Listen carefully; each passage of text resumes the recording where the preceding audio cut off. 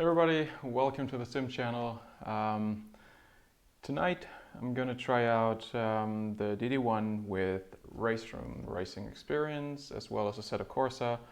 I just bought the Godzilla Nissan GTR GT3 for RaceRooms, so I was thinking comparing same car, same track in both sims. And I'm also trying to adjust the force feedback strength to the same level in both sims, even though I already know there's going to be some differences and the same level won't really feel the same probably. Right, at the same time you guys can of course also ask me questions if there are any of you out there. Let me actually open up the chat room on the second display over here.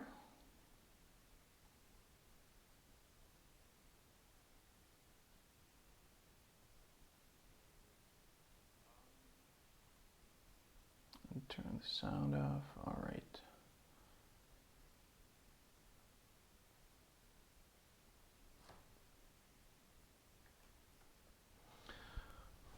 I'm quickly posting this on Facebook.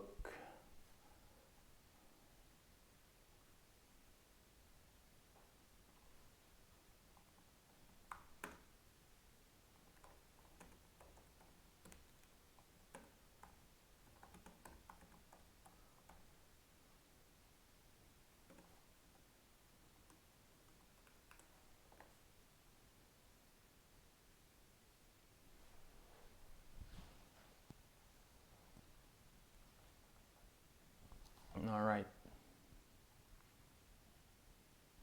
Here we go. We have our first couple of viewers. Hey guys, I already said it just before, but I'm gonna say it again. Tonight is gonna be the DD1 wheelbase testing ACC and R3E, so RaceRoom Racing Experience. I bought the Godzilla Nissan GTR GT3 for RaceRoom just before the stream. And I'm gonna compare same car, same track, both sims, and mostly we'll see about the settings in the wheel. Ask me any questions that you're interested in.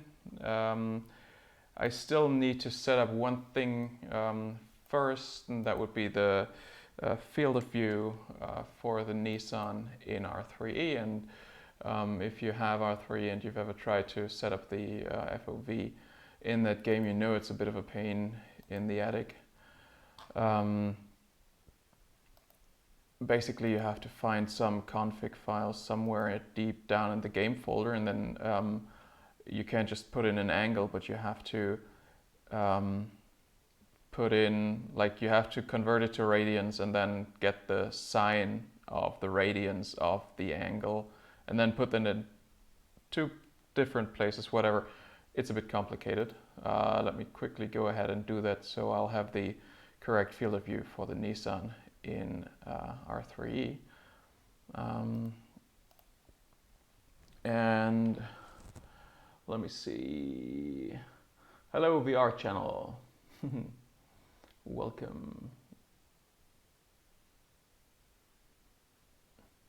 Yeah, Paul, you're welcome. Thanks for subbing. I guess you're a sub. Spread the word.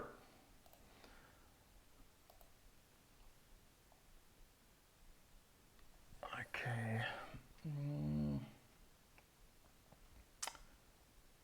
I'm gonna try and copy my view settings over from another car that I recently drove, if I find that thing.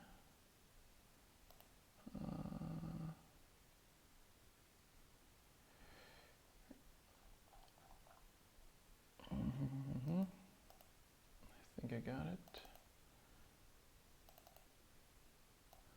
So I recently drove the Mercedes AMG DTM car 2016, and I set it up for that, and now I'm copying the settings over to the Nissan and hope it won't give me something completely weird looking in game in a bit. Okay. Right. So left is the Merc, right is the Nissan on my screen now. Let's open up the game. So I have a bit more experience with RaceRoom than with ACC. Haven't really put in that many hours in either of them. I'm more into Assetto Corsa, KartKraft, and Automobilista. But yeah, I thought these two sims, they feature similar content with their focus on GT cars. Well, RaceRoom has a little more than that, but makes a lot of sense too to make a comparison between the two. So, right, let me check. Unfortunately, I still have some sort of a delay between YouTube and what I'm seeing here. So I always have to wait a little bit until I see if everything is working. And of course, I completely forgot to switch you guys to the other view. All right. Now you should be able to see what I'm seeing on the screen, I hope.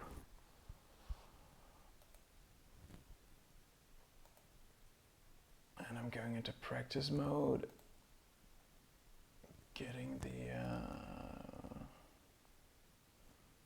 wait, where is it? There it is. Nissan. And I realize you're not seeing what I'm seeing. Of course you're not. Still quickly selecting car and track, and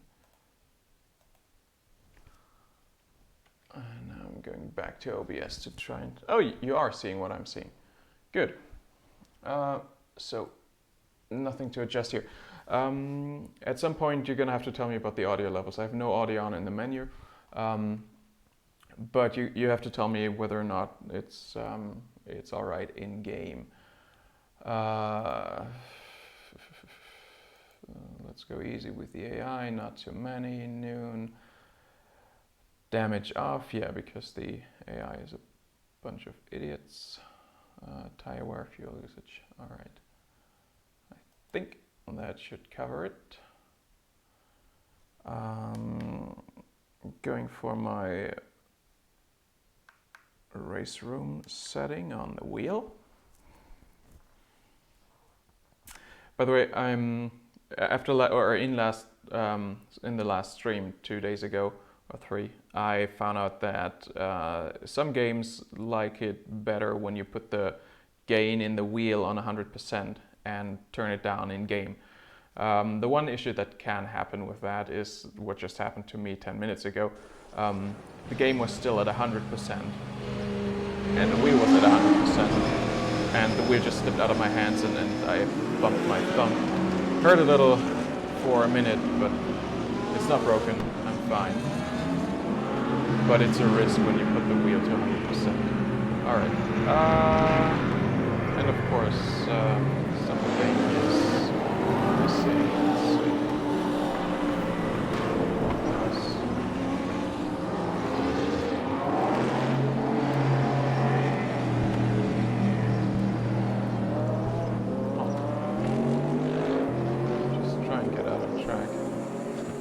Let's see.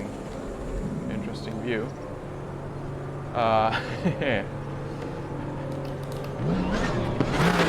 Okay, so the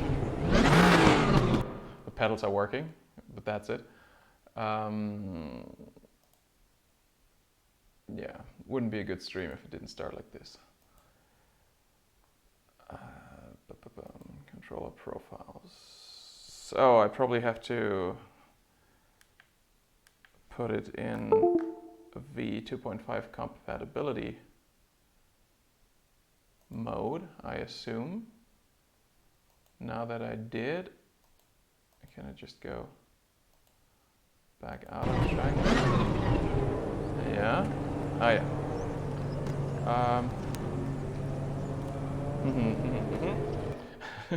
Okay, I just copied over the view settings from a left-hand drive car, but apparently the Nissan is a right-hand drive. So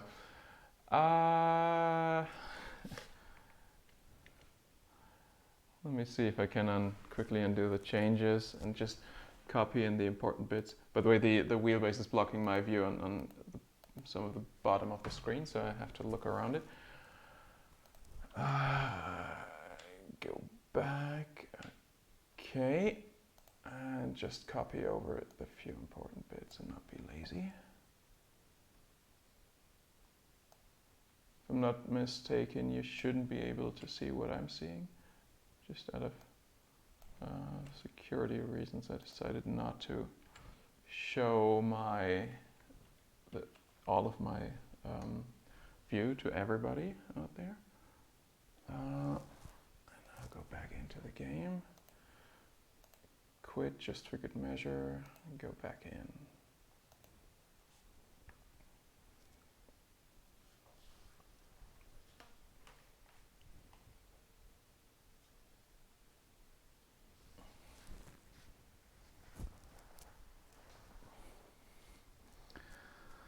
All right, there's more talk. Okay, audio is okay for now, that's good.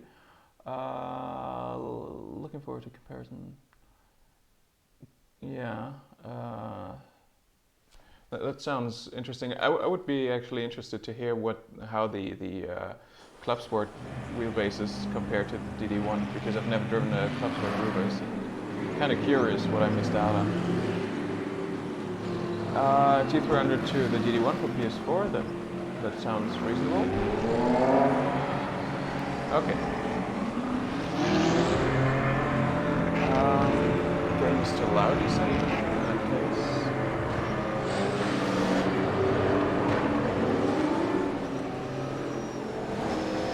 Alright. But I also want to turn it down a little bit in the game.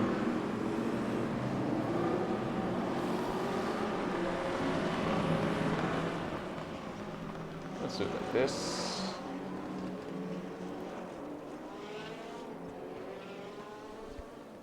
Okay, I'm gonna go out and drive, and you guys please tell me if the audio levels are fine. Drive. Okay. Let me adjust the view to something reasonable. So I put the view adjustment for the seat back and forth, up and down onto the stick on the wheel, but there's no pitch option in game whatsoever, unfortunately. Okay, here we go. So it's the Nissan GT-R GT3, and we're at in Hungary.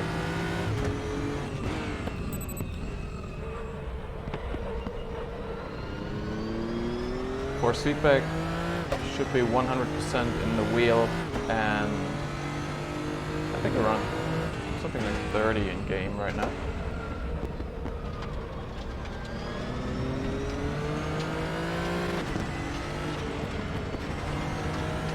I'm not a specialist on this track, by the way, so the first couple laps might be kind of riddled with mistakes, and also, yeah.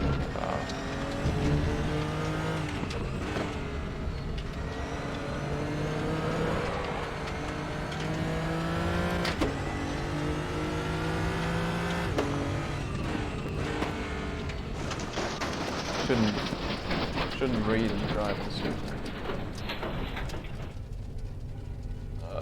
Still too loud. All right. Let me turn it down a little further. And I could increase my mic's volume, I guess. Let's see. Is this better? I hope it's better. Okay.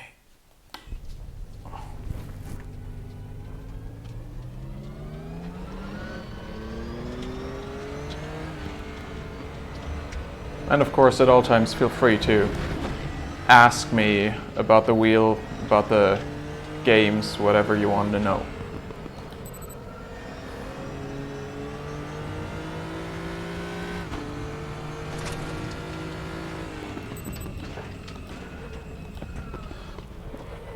This car is a little weird.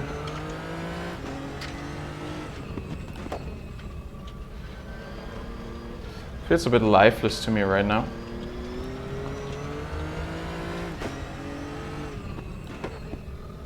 Maybe I should increase the game's force feedback a little.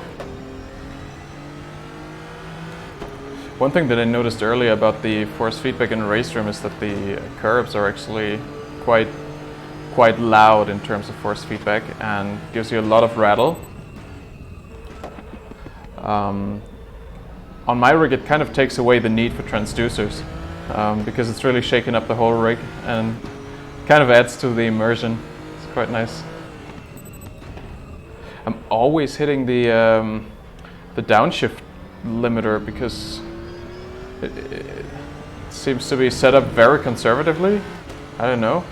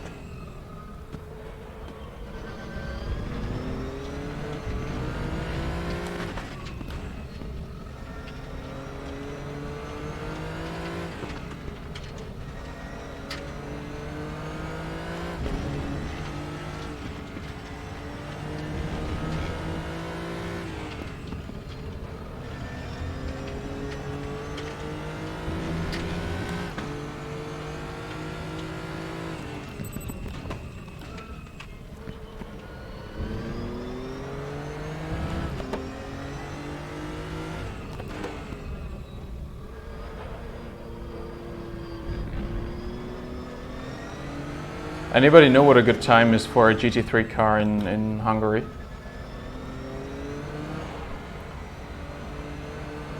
Okay, trying to use the straight now to read some of the chat. Okay, audio volumes seem to be fine. I'm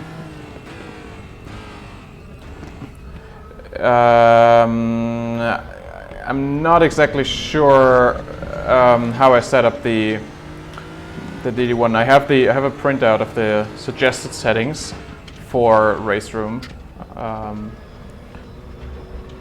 right next to me on the desk. I'm not sure if I'm using that. I'm certainly not using the suggested gain settings.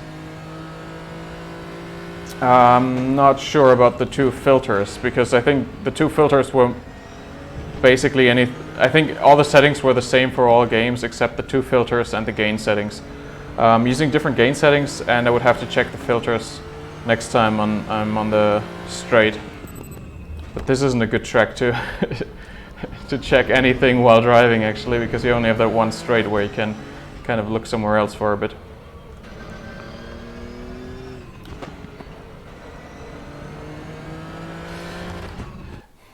I can though pause the game and check it here.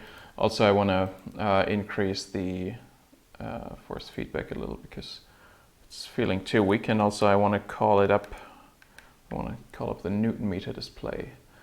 All right.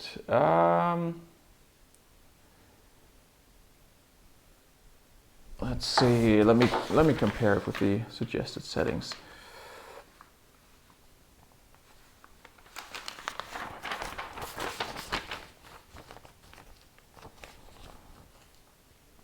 That's not it. RaceRoom.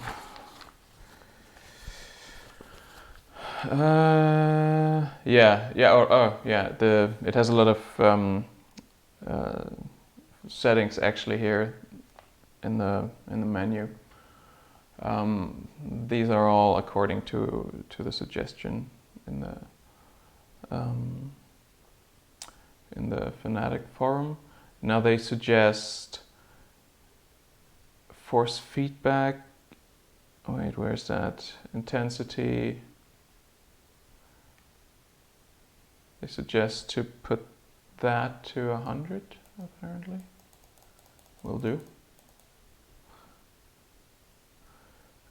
Steering force intensity, they suggest using 45. I'm at 70 here.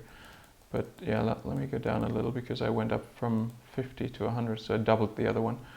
And then on the wheel they suggest 60, but I think I like it a little stronger than what they usually suggest. So I want to try it the way I have it now.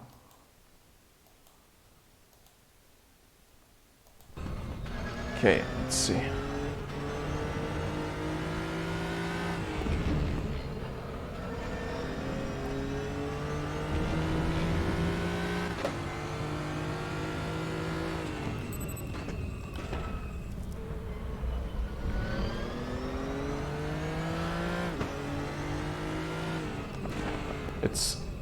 It got stronger. I think it's probably fine now.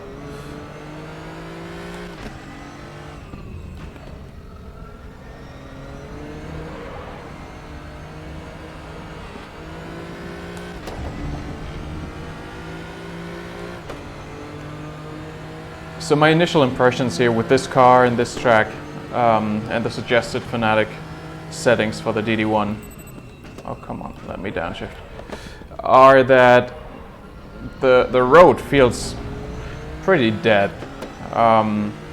There's not a lot of detail coming through. There's steering force while you're cornering, yes, but in terms of detail, I'm not feeling a lot of bumps or anything, or just this sort of road noise. It's very moderate.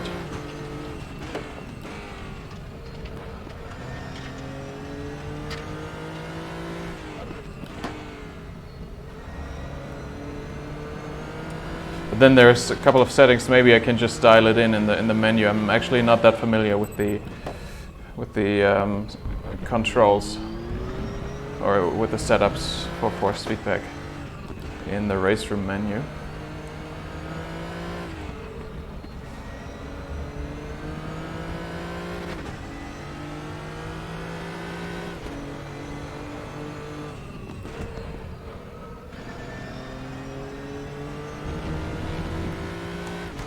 Still getting used to car and track combo.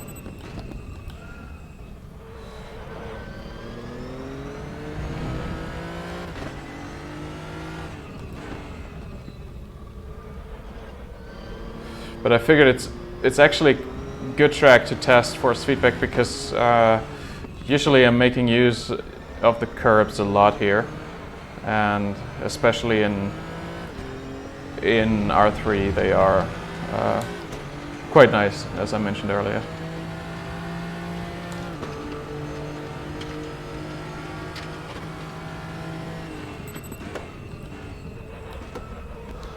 I have to brake earlier for this one. Come on.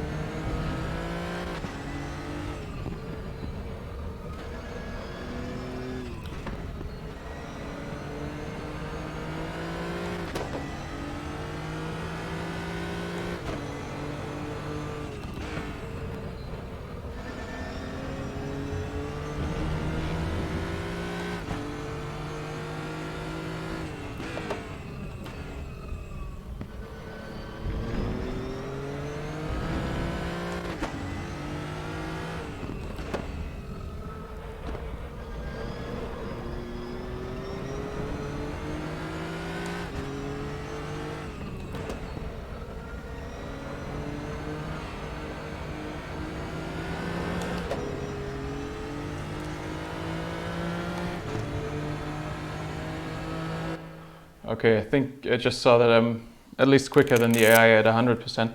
Now, let me see what you guys are writing here.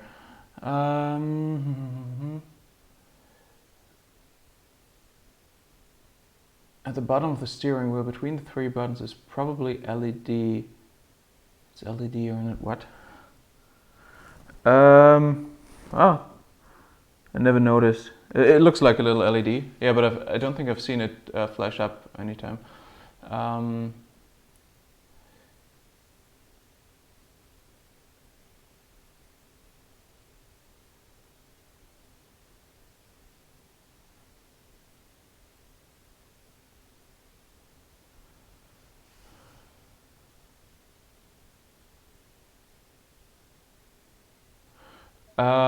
Hello, person from Russia. Unfortunately, I can't really read the letters, so I don't know how to pronounce your name. But the DD1, and you have like half an hour to still get it at the low price, or maybe one more day. I'm not sure if it will go up by 200 euros at 12 o'clock. Or at sometime tomorrow, or maybe the day after. I don't know. Either way, it's kind of a steal. I think it's a wheelbase that has enough strength for just about anything, and at 1,000 euros, if you compare to any of the other offerings, even the OSW ones, which come in at a similar price, but the DD1 has the Fanatec ecosystem. Going for it, and the OSWs just don't. Especially if you also want to play on a console. And then of course you would have to pay a little more. But those, I think that the price is pretty low actually, and I even at 1,200, I can still recommend this wheelbase. I mean, I'm not sure if I would rather go for the DD2 then, but price wise, I have no complaints so far. If it doesn't break, it's a very good deal. Okay. Okay. RC, Somatic. I think this is referring to the question which kind of cockpit you can mount this to. In general, so I made it work with the GT Omega, which is sort of it's a reasonably priced. Well, it's a good rig, but still a low budget rig, and I made it work with it. But I had to get some extras for it. With the Somatic K2, for example, I've seen Gamer Muscle use it. I think he now switched to a SimLabs cockpit, but he used it for a while with his OSW, which is similar in strength, I think, to the Fanatec DD1. And he liked it, but it did show some wobble while driving, if I got the videos right. So judging off of that, I would say it's probably not an ideal solution, the K2 for a direct drive wheel, but it'll work. Of course, the GT Omega is also not all positive. It doesn't have any option that comes from the factory that allows you to put the wheel at an angle. So right now my wheel is not at any angle, so it's at 0 degrees looking straight at me, and I would like it to look up a little at me.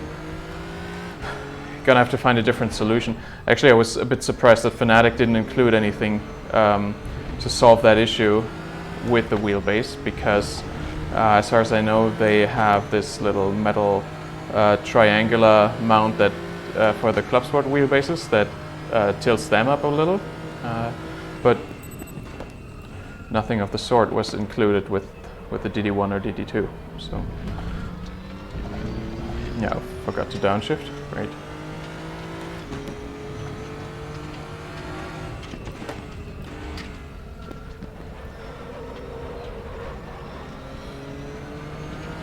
And then, so I think if I were to buy a new rig right now, I would probably take a good look at the SimLabs GT1 Evo, I think it's called. There's a nice review of it over on Chris Hayes' channel. So Chris Hay, that's Haye. Check him out. He makes awesome videos if you're not already a sub to him. And he's got the GT1 Evo, and it looked pretty solid, more solid than the GT Omega. It's an 80/20 rig at a kind of low cost. I think you pay around $500 with a couple of accessories, which is a very good price for an 80/20 rig.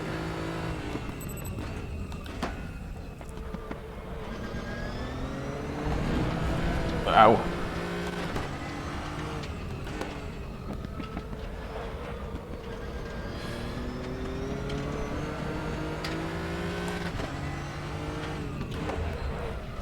I feel like I'm slowly getting the hang of this car in this game. But still, except for the curbs, everything feels a little dead to me. I have strong forces, but there's not a lot of detail, as I said. But we'll check out later if we can. Oh, that was too late. If we can turn it up a little. And I guess if you guys don't mind, we can switch over to Assetto Corsa Competizione in a bit. Just see how things compare.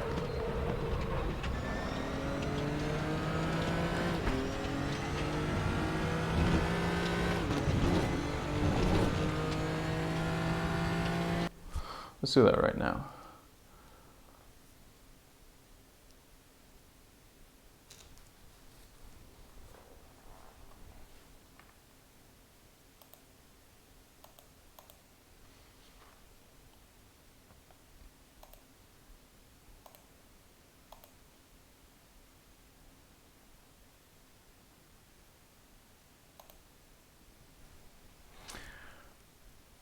What's going on now?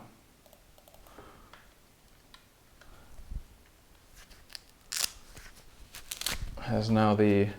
there we go.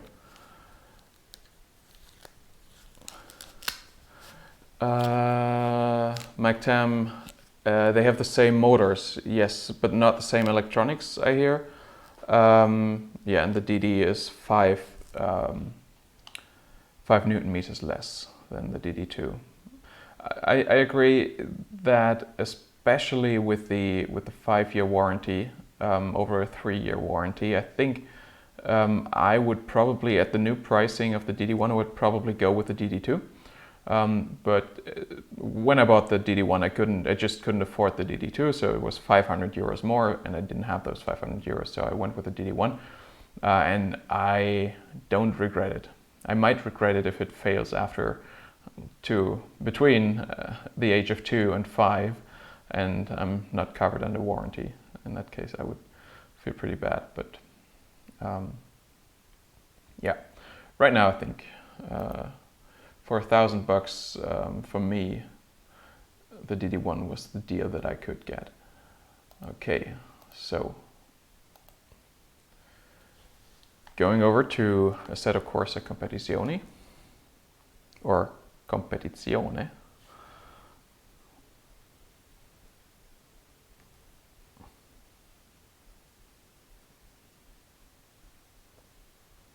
Channel VR, as far as I know, the DD1 is not just limited by software, but also by the electronics inside.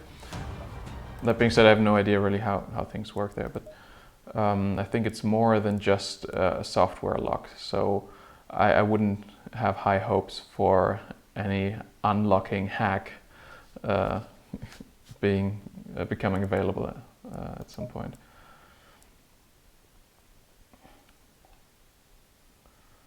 Yeah, I think this is all set up correctly already. And I'm really hoping you can see Assetto Corsa Competizione.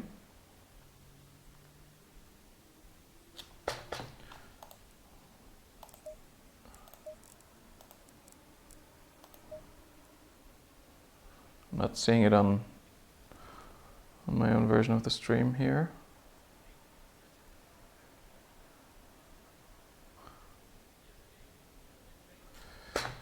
Come on.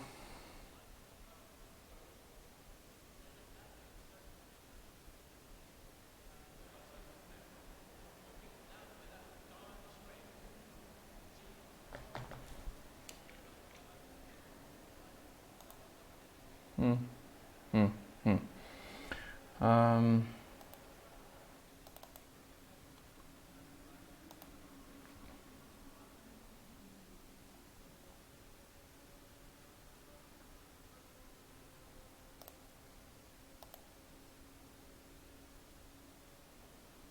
I think now you can see it. All right, let's go out on the track. Give it all you can. First thing I'm noticing, I'm sitting on the other side of the car. Second thing, I'm in the wrong compatibility mode. I gotta switch over to the PC mode for this one. Start session again.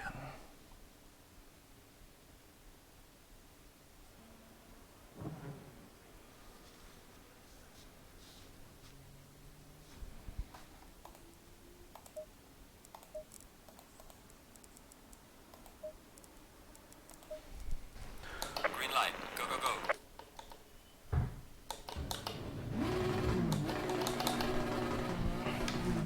Nope.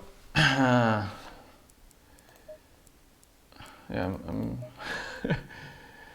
I'm slightly annoyed by this. With some games requiring the compatibility mode for everything to work, right, and others not, and then we switch between games, and you have to change modes, but some will work with both modes. But then if you set the control scheme up in one of the two modes, it won't register anything in the other mode. Yeah, it's pretty annoying. Also switching over to the correct setting here. Okay, devices. It says 2.5, but I don't think it requires the. Huh. Come on. Maybe I do need to go into the compatibility mode. Yeah, okay. There are registers, but I don't know where it got these, like for brake and clutch. That doesn't make a lot of sense because I've never had any thrust, any Fanatec pedals, so it doesn't make sense that I never set it up to any pedals, and I did have it set up before. So apparently the game has changed something for me, which I did not ask it to do. And I'm like 100% certain I just turned this one down before to 30% because that's where I hurt my thumb before when it was 100. So if this game is changing the force feedback strength back up to 100 by itself, that's not a good thing because that will lead to some hurt, some broken hands maybe, or wrists. Quickly checking the recommended settings. Yeah. Let's see. So it should be set to 1080 in terms of sensitivity and also in-game. I did set all of this up before. I don't know what happened. Brake gamma is not mentioned.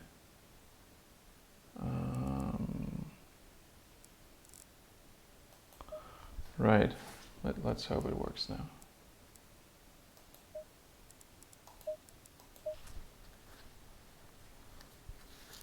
I don't know why I took off the gloves.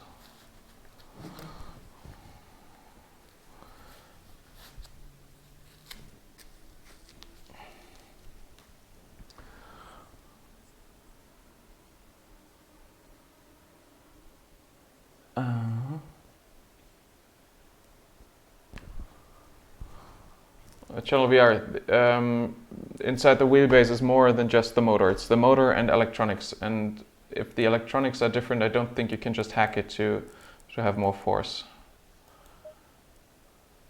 If the electronics are the same though, it might be possible, but then you would have to get some hack firmware and probably lose some features and so on. So, yeah.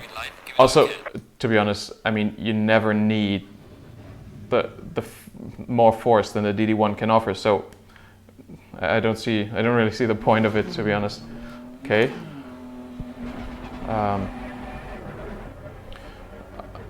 I have essentially no force. This is at 100. But I can't just use one finger for everything right now, so there's no force feedback on for some reason.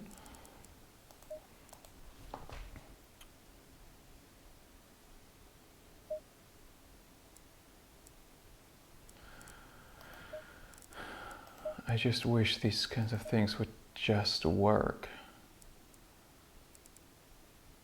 Maybe they should ask NVIDIA about things that just work. So at 100, I'm not sure if, like, I can turn this up to maybe 50, but I feel like, well, I don't think there was any force feedback right now, so I'm a little confused now. Devices, presets, blah blah, advanced.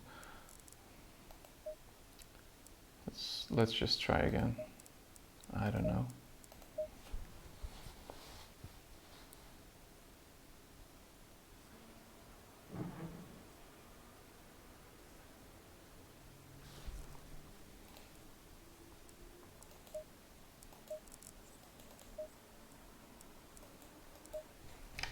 Green light. Give it all you got. Nope.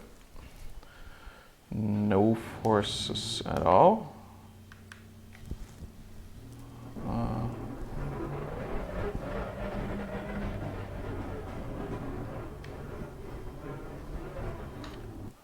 Come on. You guys got any ideas for me? What's going on here, maybe?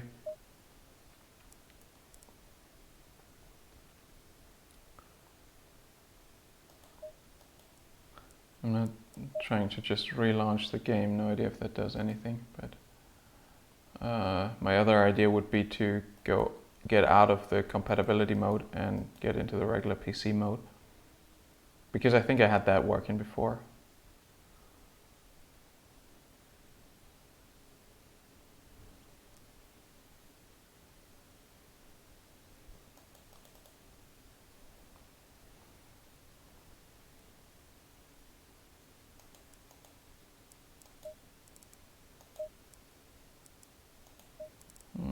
Let's check the settings first. Still like I set it up before quitting the game.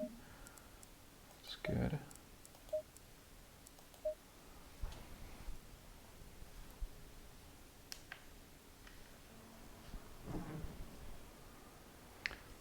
Let's skip the setup portion. Right, here we go. Ah, Go. I got feedback. Right on. But no, this is going to be too strong, I suppose, because I'm at 100, at 100 in the wheel and 50 in game. I think I want to start at 30. That should be enough. Force feedback.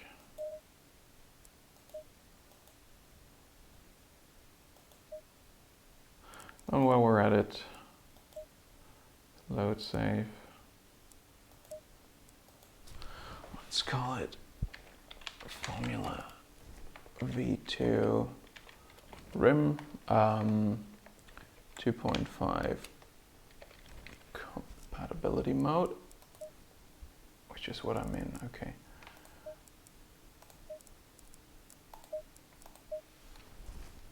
Now hopefully can drive a little and not just spend time setting things up. Okay, so that's why I now want to go for the setup. Green light, go, go, go. Turn on the car. Thank you.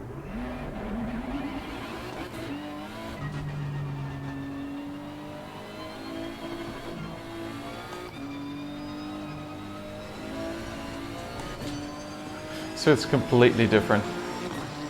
It's interesting. I'm feeling more road noise as I'm going down the straight here.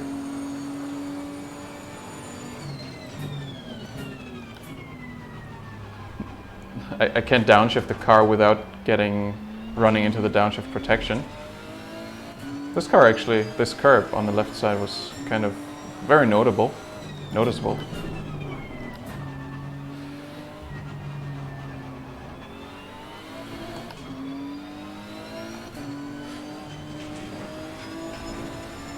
But I have to say the road noise, overall it's a bit more than in R3.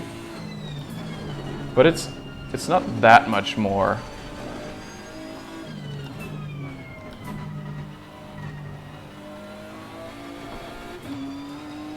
So the car seems a little more alive.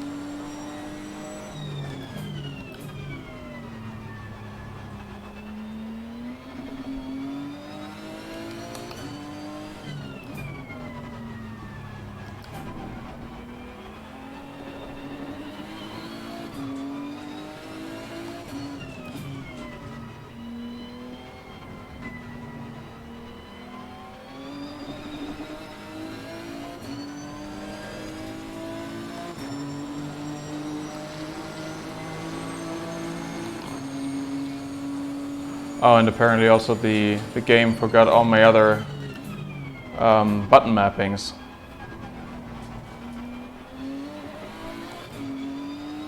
It's a bit annoying because I can't change the ABS, TC, brake balance settings and so on.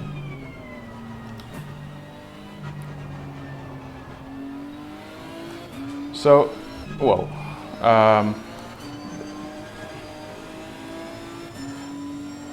The curves are less pronounced here than they are in R3, and the car is more lively.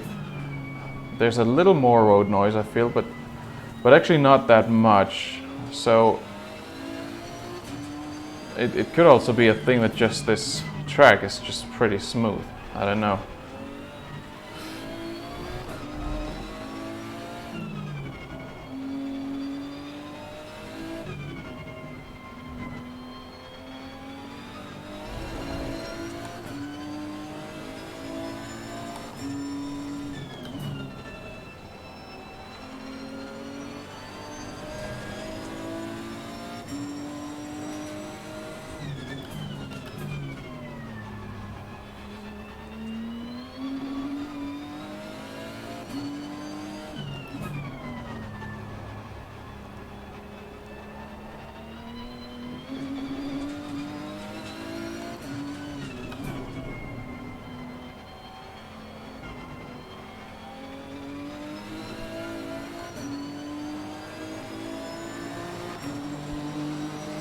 Well done, mate. The fastest lap so far.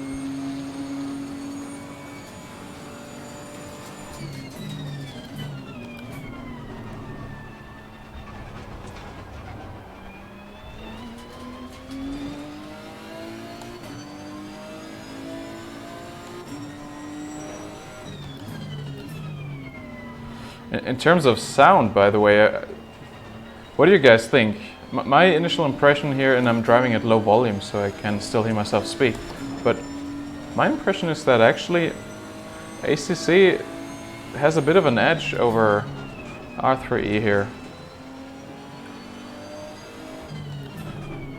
Might have to confirm though by going back into R3E a little later, but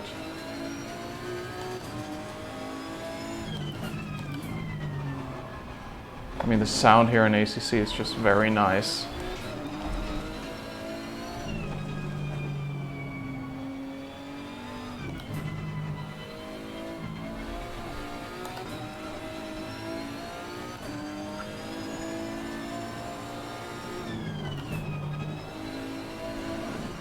What is annoying about ACC though is the rather large screen lag. It's not an input lag, but a screen lag. So the engine just the image output to the monitor is like always a few frames behind. So the wheel on screen isn't perfectly on sync with the wheel in my hand, and in Assetto Corsa, for example, that's not the case. There it's bang on, and in ACC it makes it probably feel more sluggish than it actually is, just because I can see the on-screen wheel wobble behind my real actions.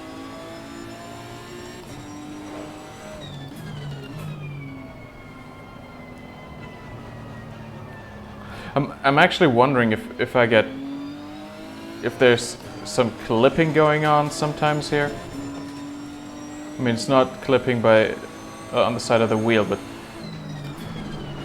we did have clipping issues in the last stream with AC and Automobilista. Actually, both games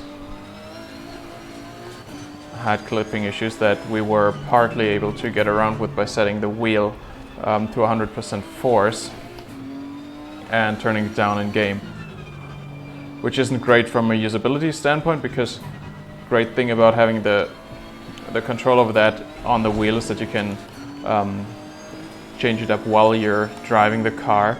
Maybe just wait for the next straight and do it there, and you don't have to run into the menu for it or even leave the whole event. But if you get clipping, then that's no good. So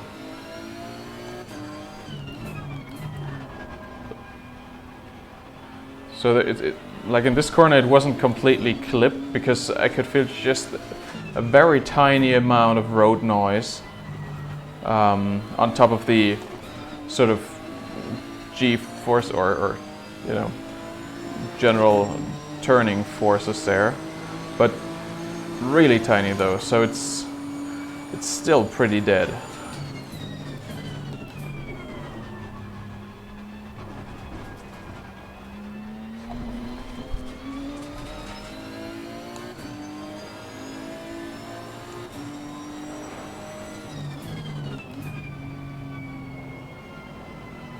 Oh, come on. And I have to say, honestly, I don't like this car very much.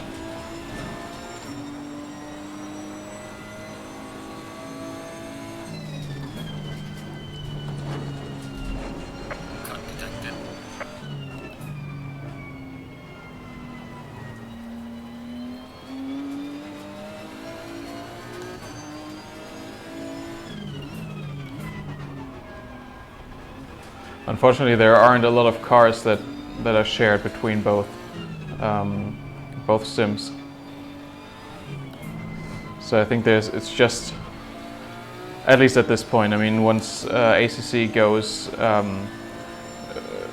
full release later this month, then we'll have more cars to compare. So there will be the Audi GT3, the Mercedes. Those are both also in R3E. Right now it's just the Nismo, and I think there's one more. Yeah, the Bentley is also in both games.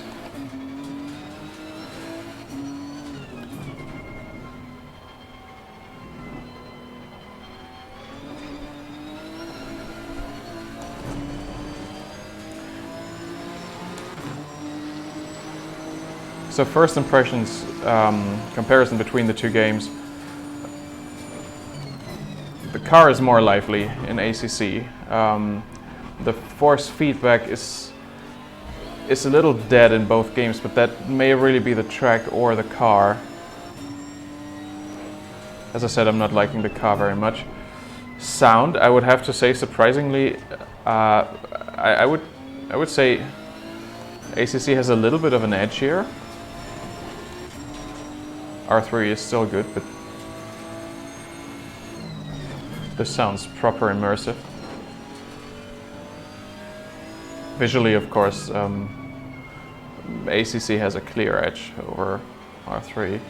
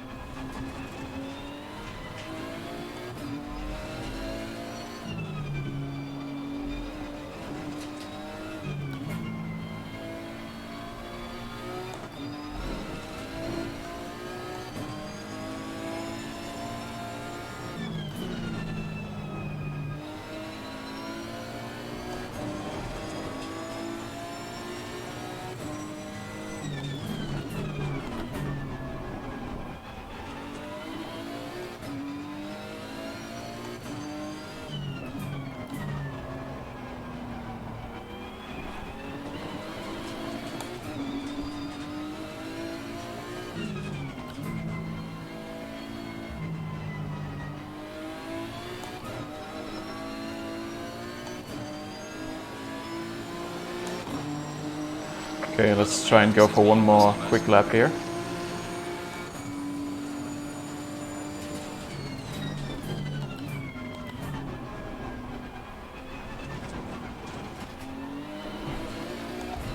Braked a little early there.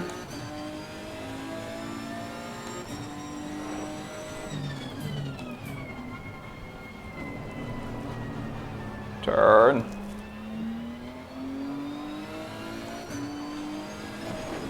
Uh-oh. I think I didn't get that counted as a cut. That's good.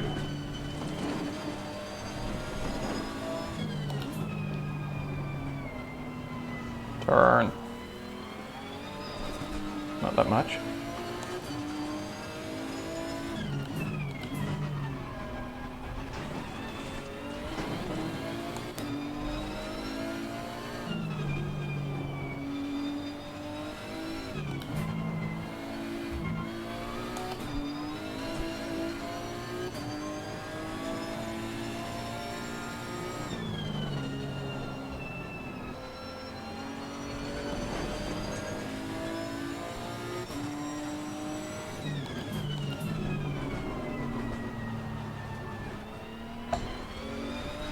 Oh, I did go into second there.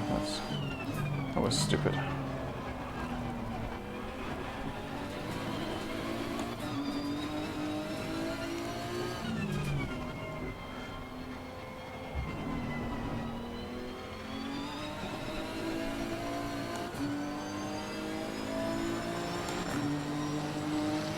Let's give it one more. I feel like there was so much left in this lap in terms of pace. I want to go one more.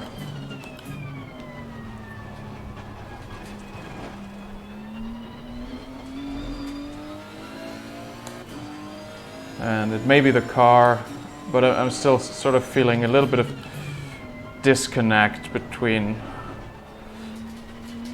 what I'm doing and what I see on screen. Oh, come on. Stay on. Good.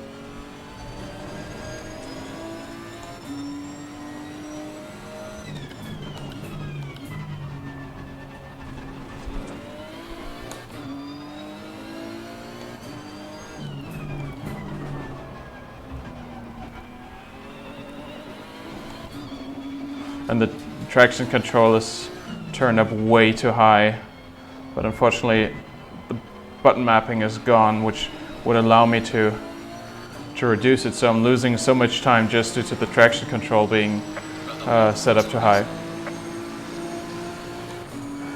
But yeah, okay. So 148.5 roughly. And quitting here so I can maybe catch up with a little bit of the chat.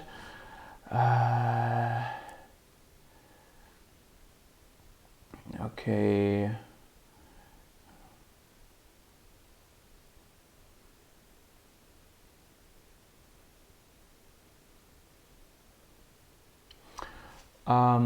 Scrubber Fred, on that note of fidelity versus strength in the wheel, I agree that of course the dynamic range and the fidelity is a very important aspect of direct drive wheels.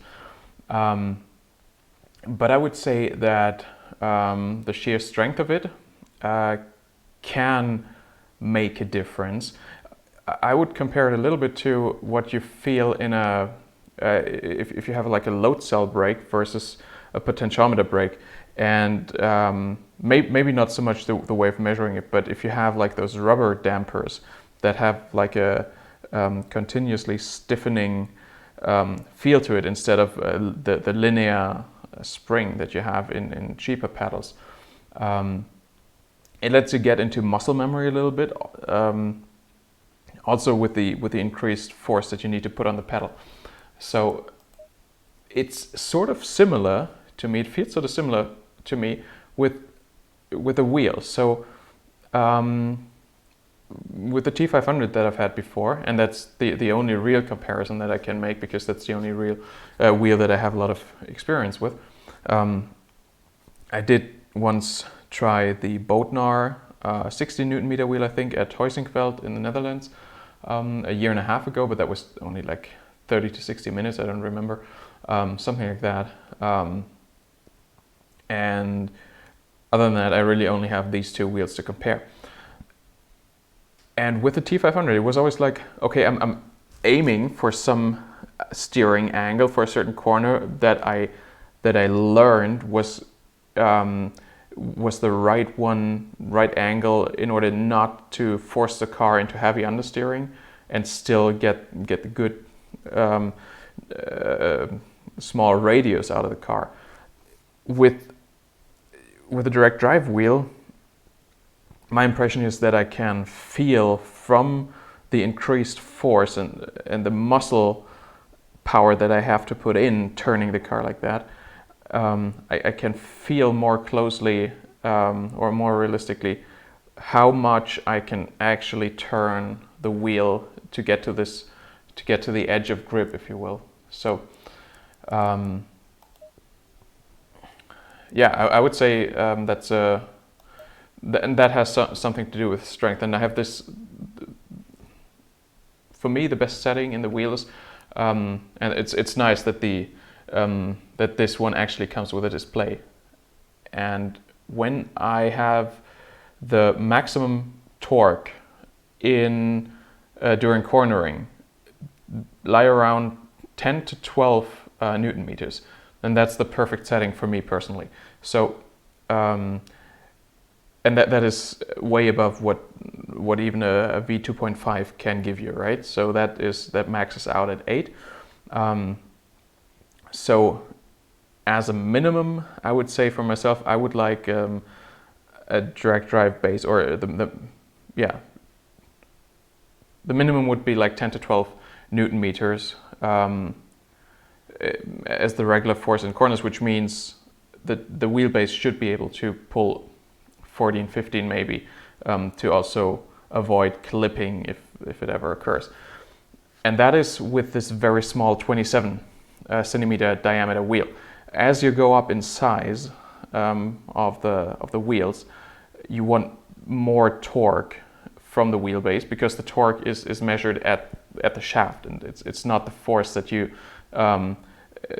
put on the wheel with your hands, really, because for that you would have to convert it, and the diameter or the radius goes into the equation. So with higher diameter, you need more force, more torque in the wheelbase to get the same strength in the wheel. And since I'm already requiring for my personal ideal settings, requiring 10 to 12 Newton meters of peak torque with a 27 centimeter wheel, I think for like a 32, 33 centimeter wheel, it might be more in the 14, 15, 16 Newton meter range, which this one will cover, because I think I'm not sure about this holding torque versus peak torque thing that Fanatec put out, but I think this is in line with other 20 Newton meter wheels. Correct me if I'm wrong though.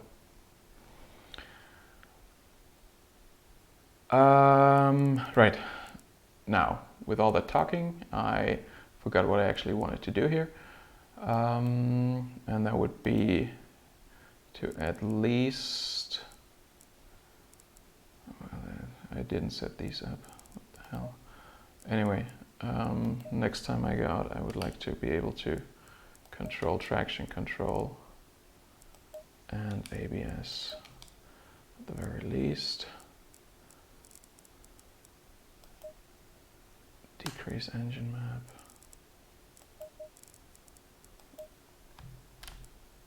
Increase and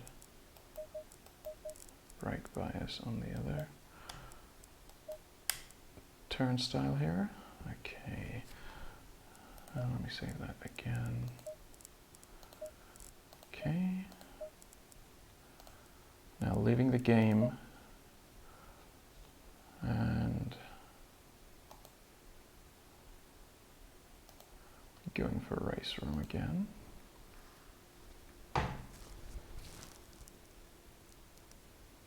Do I feel clogging?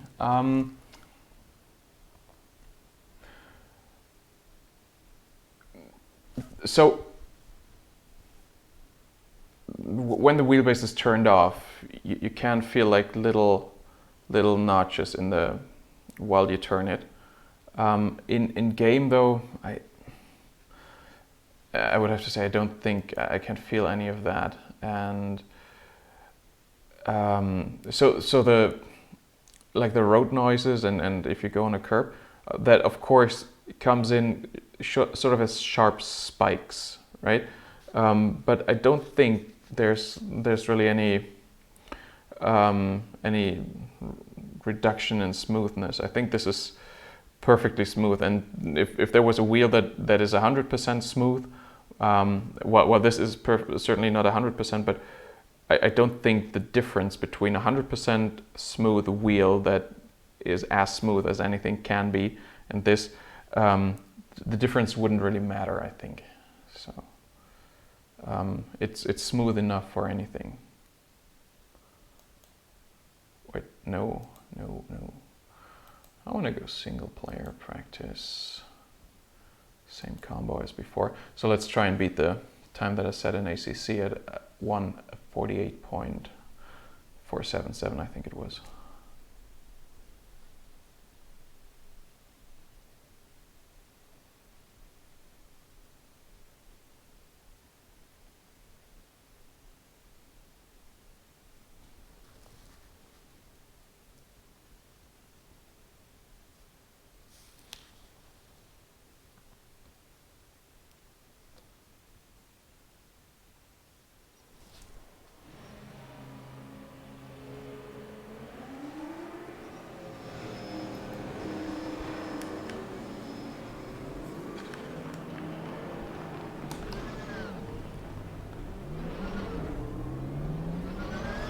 Alright, yeah, I have no idea what the button for pit limiter is right now here, so.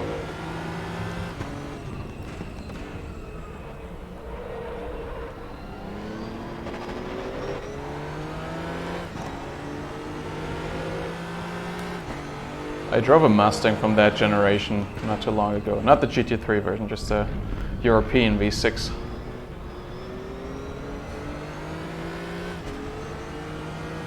But I liked it.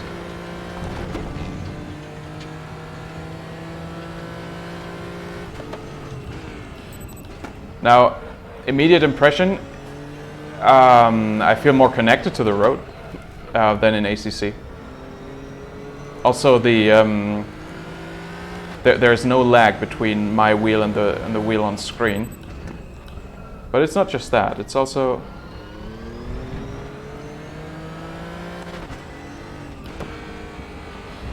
it does feel sharper, and of course going over the curbs is just really nice.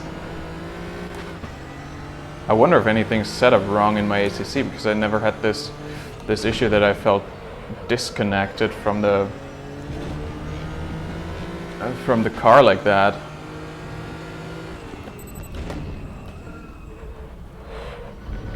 But this downshift protection is really annoying, I have to say that.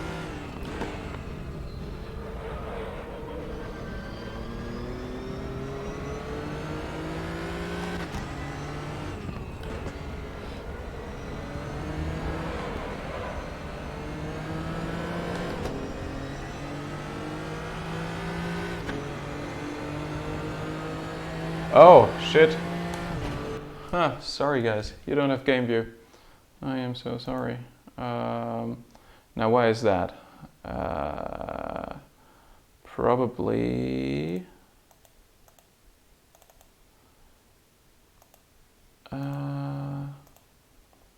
okay, let's see if this gives you full picture again.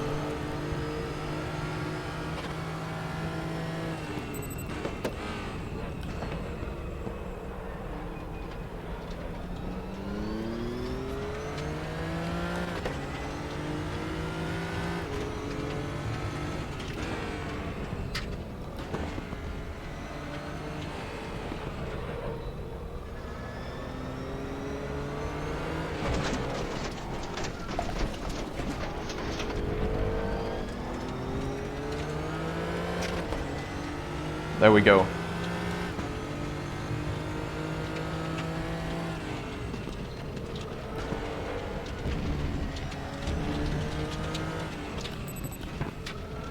Yeah, and sorry for the bad driving just now.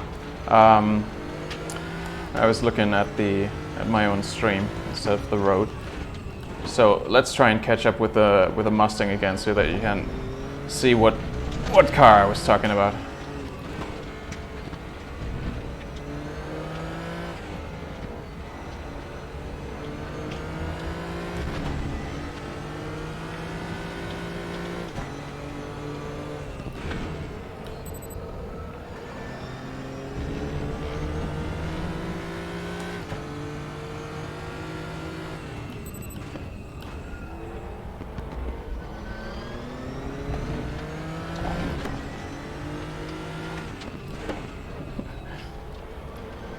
The curbs are just so loud in terms of force feedback.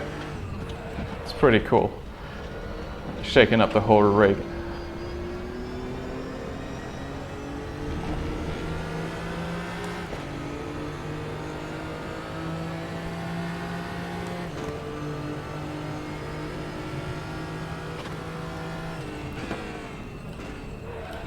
Okay.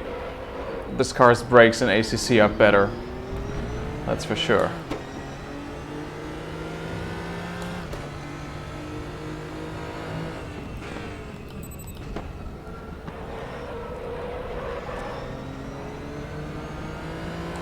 What sort of line is he taking?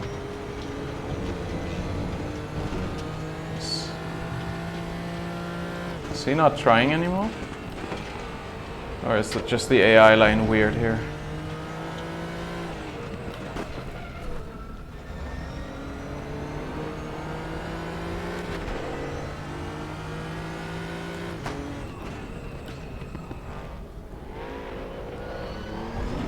Ooh, I hear it. I hear the V8 roar.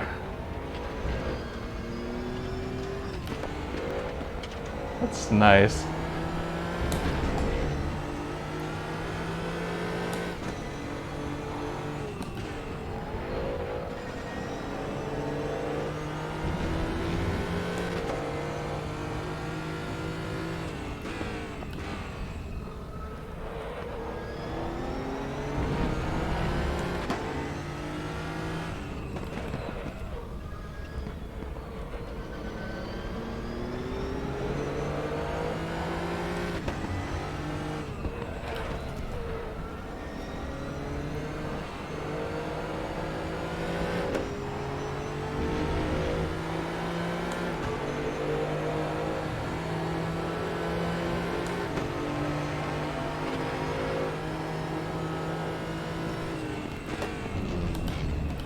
Okay,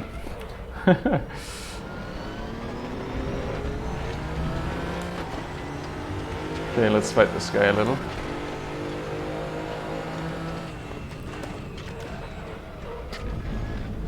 But just a little.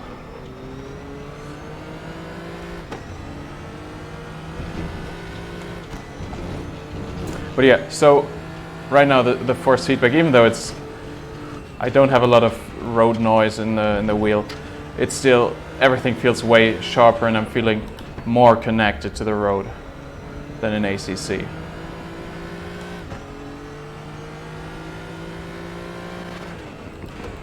Are you guys aware of any settings in ACC that I could have gotten wrong? I should maybe also check ACC with the same wheel profile here.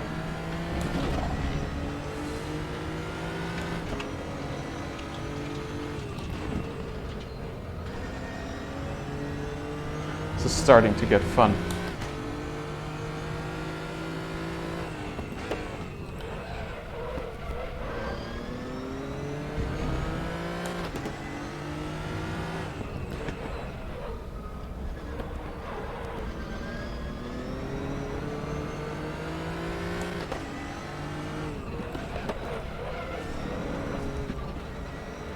Even the rear kicks out every time I brake harder, so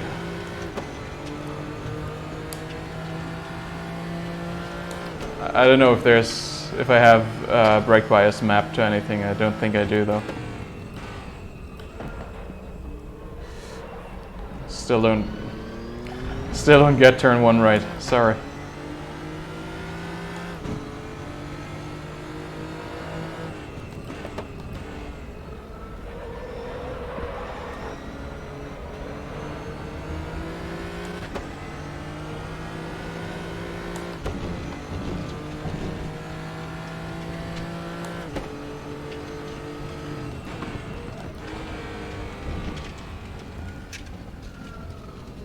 Yeah, I was reading the chat here, sorry.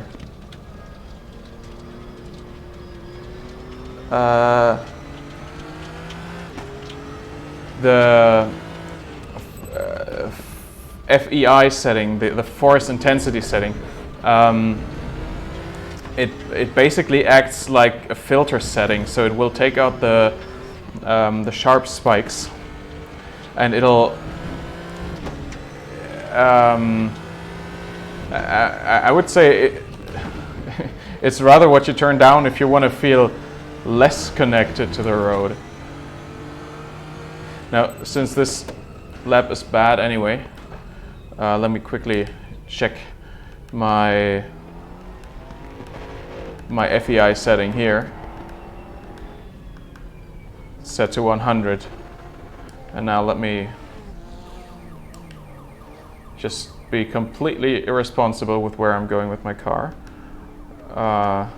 People pass me left and right. No, it's set to 100 in both settings, so oh, I need to get up to, nope, set 4, okay.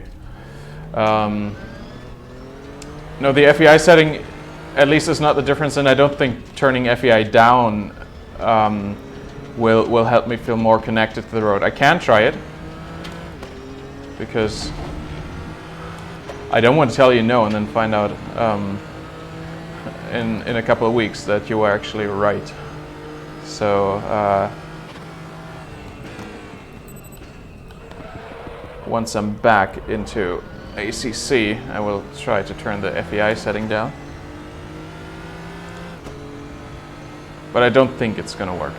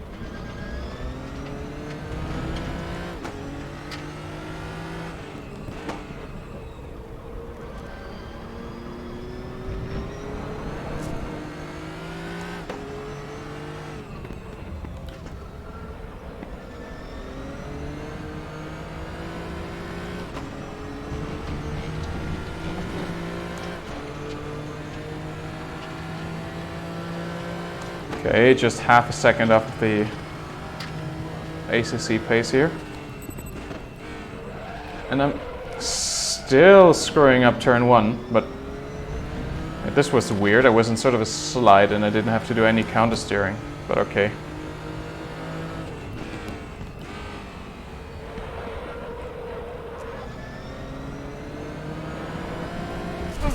Yeah, okay.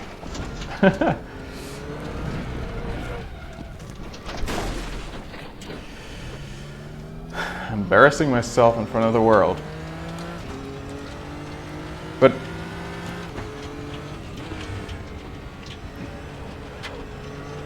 I don't know, it felt a little weird. After the turn before, there wasn't a lot of automatic counter steering by the wheel. And also during this crash there wasn't. So I figured, okay, I can just keep going, but I couldn't.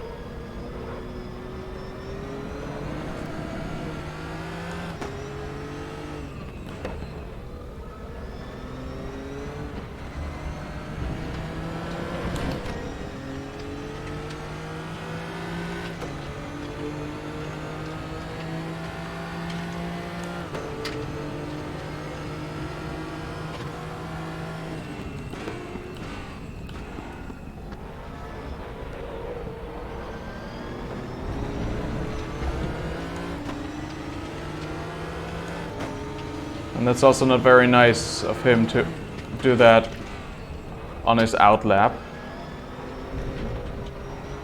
But I guess that's just, maybe 5 years from now AI will be at a point where they know when they're on an out lap.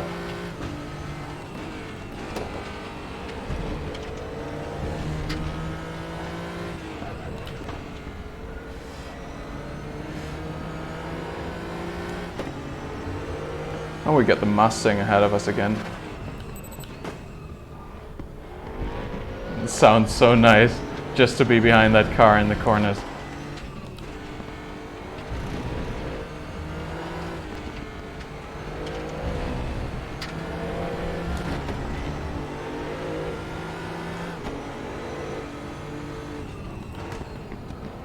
I keep screwing this one up a little.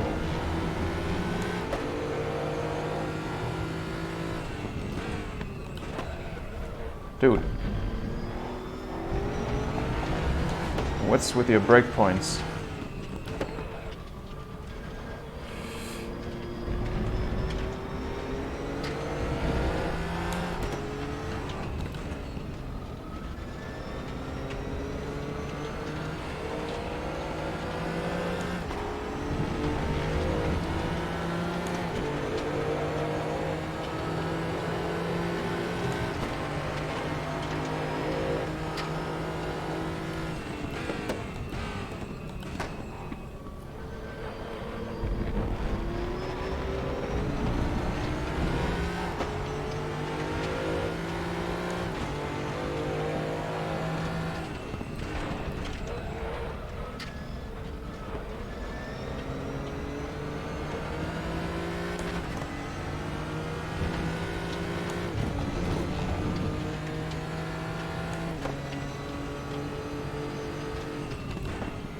Uh-oh.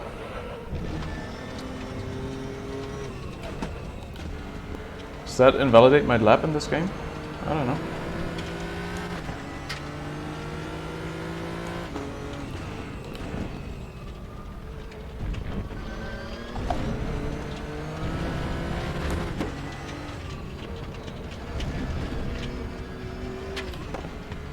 Oh yeah, it did.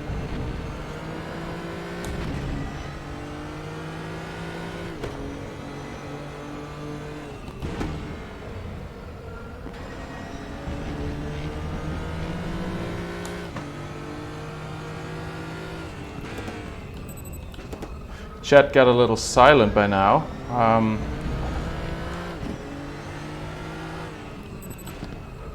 You guys can still ask me anything about the wheelbase, or life in general, actually.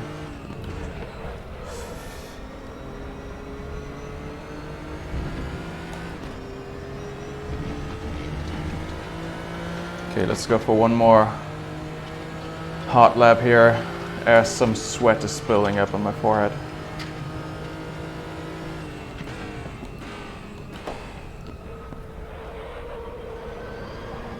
Okay, not too bad here.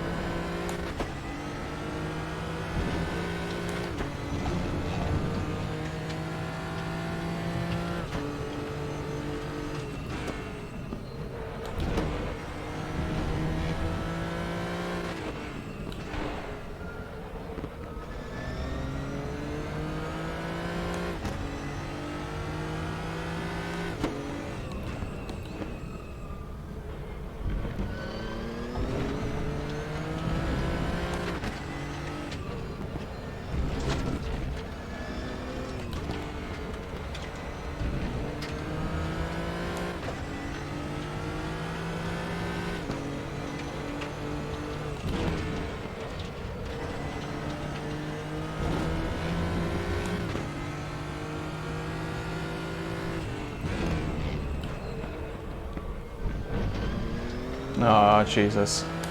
What did I do?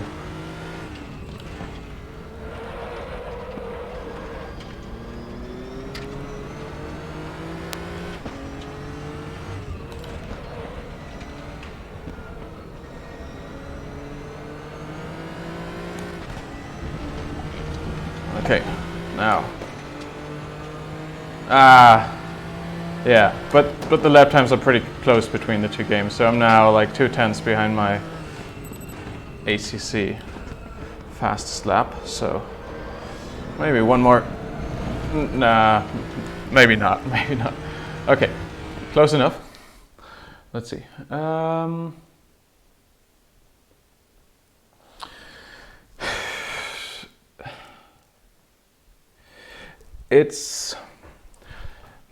I feel like there's something weird with ACC still going on.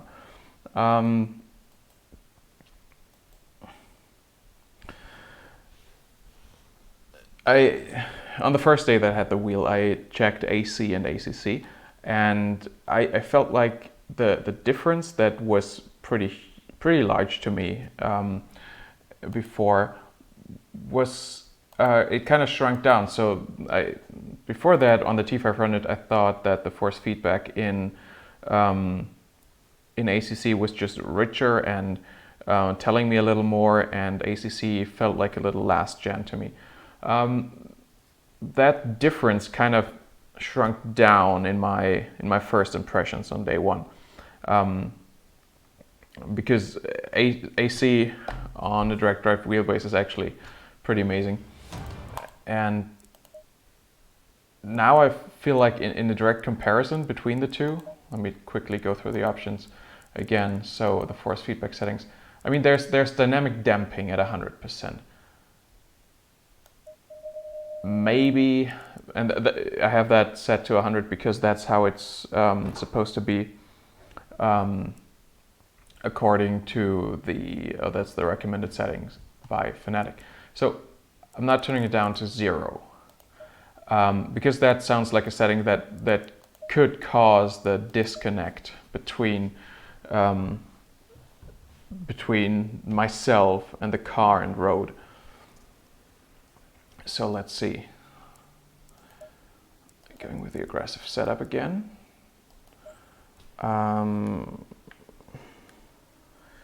Putting in my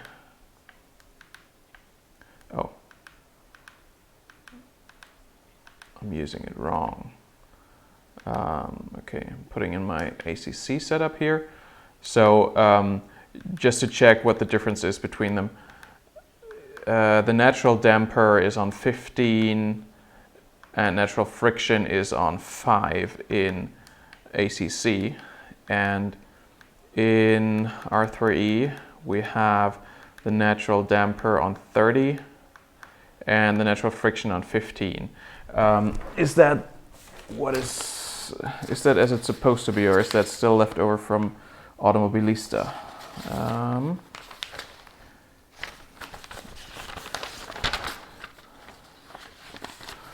Where is RaceRoom?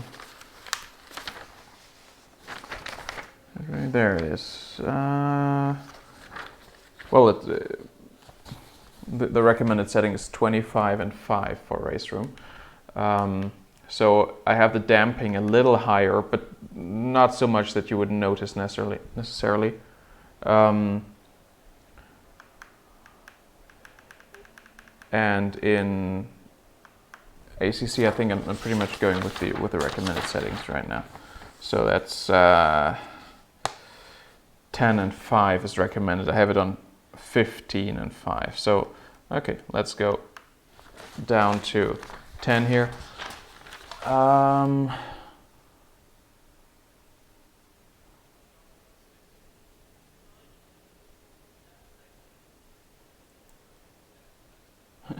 Yes, Son of God, the torque key is in.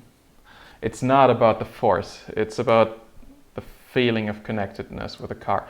And I just felt that ACC just before was too dampened. It was very apparent to me once I switched back to R3 that then it was a lot sharper, which would be consistent with the notion that ACC has sort of a strong dampening on it. So why the hell are my tires cold, guys?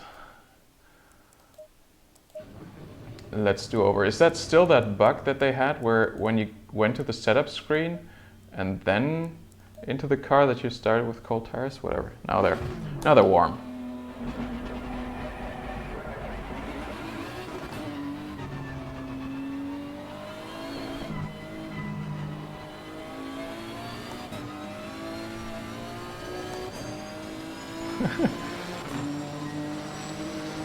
The curves by comparison are just cute.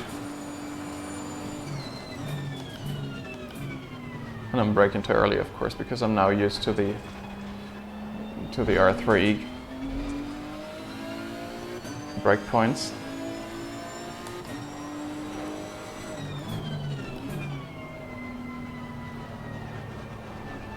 I mean, it's well, I'm not sure if the change damping setting did much. I still feel very annoyed by the wheel just not being in sync with mine. But that's not the main issue here.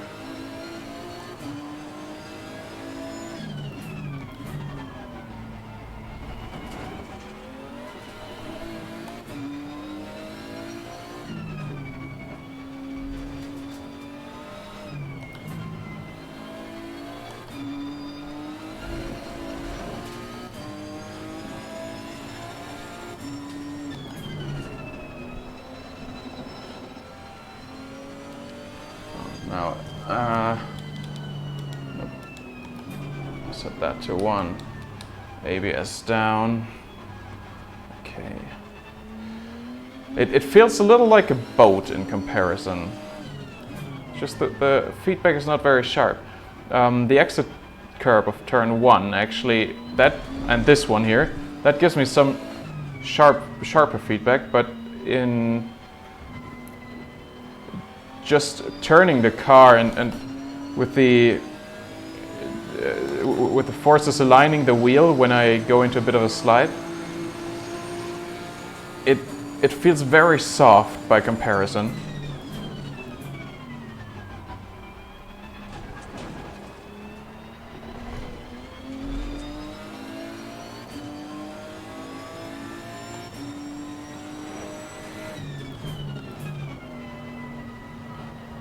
So, just for this car and track combo,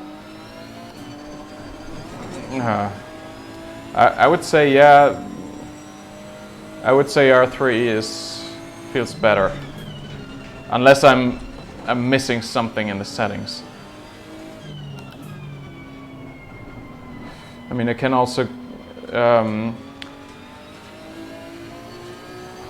so the in-game here I can only tune the overall force as well as the damping setting, and overall force is fine. Damping, I had 100 before, I have 0 now. I could go and check how much of a difference it actually makes, but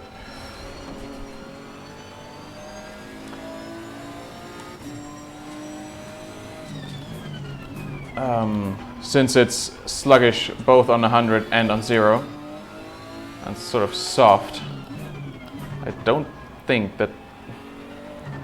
that's gonna get me anywhere in terms of a better force feedback here. So the two things I will try is, first, right now switch to the setting for RaceRoom in the wheel with the different damper settings.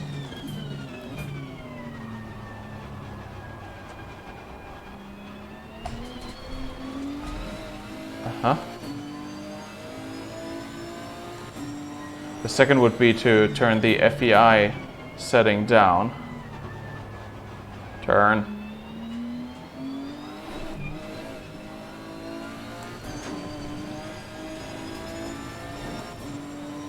I feel like this is maybe a little better now.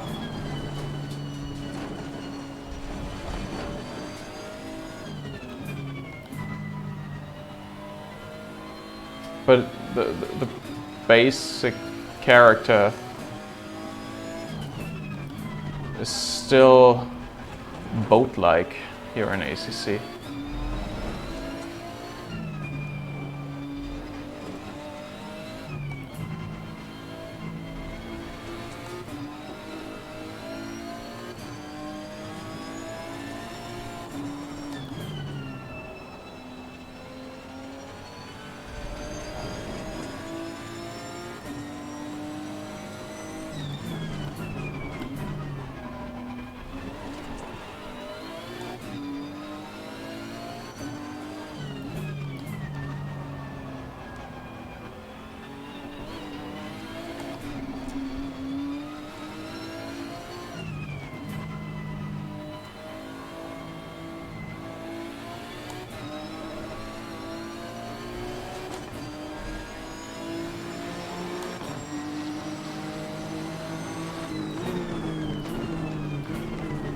Okay, I'm stopping the car. Maybe, oh no, I don't have any other cars on track, so it doesn't matter. But I'm gonna check now what actually the difference is between my RaceRoom setting and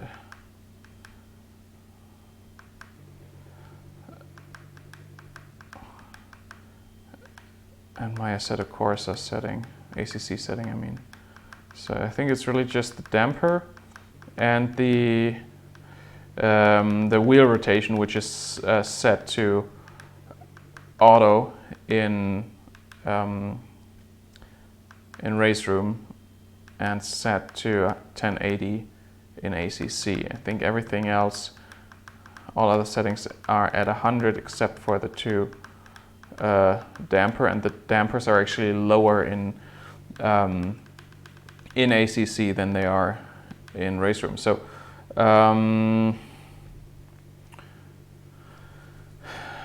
so then I will. I really shouldn't map the camera switch to the same button as changing stuff in the wheel menu here. I will now just try and reduce the FEI value to 70, and I think you said something like 72 before.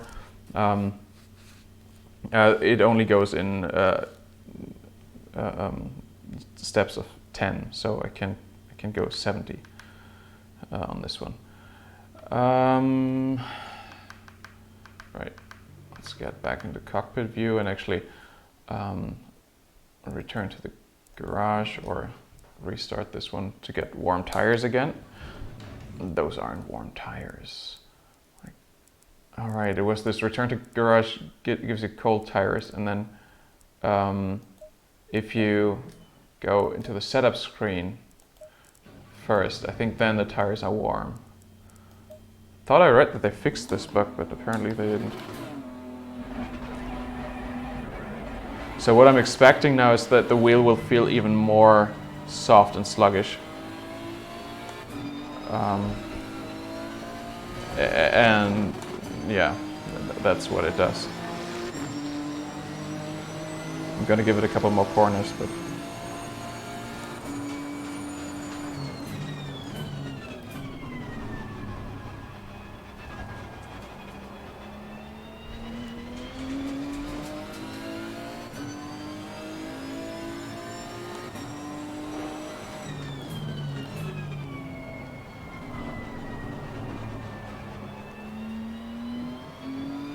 I mean, it could still be that ACC is more realistic, right? I have no idea. And no, I can't drive like this. I gotta put the force feedback intensity to 100. All right.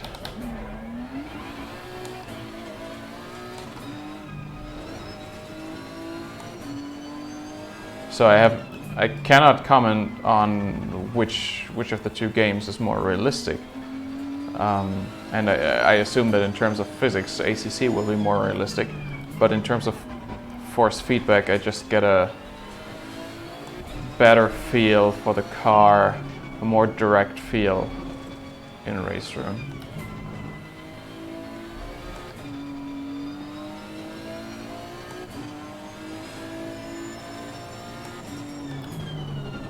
Yeah. Right, let's park the car. And I'm going to try and read some of the chat now. Okay, yes, that's true. I had a T500 before the DD1.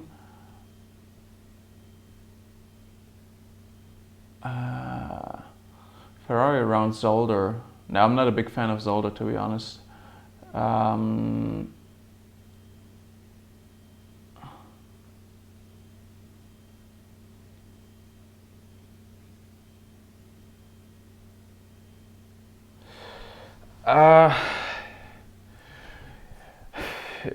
Yeah, I mean, I wouldn't treat every word of Lord Kunos's mouth as pure gold. He can be wrong too, and he has been wrong in the past.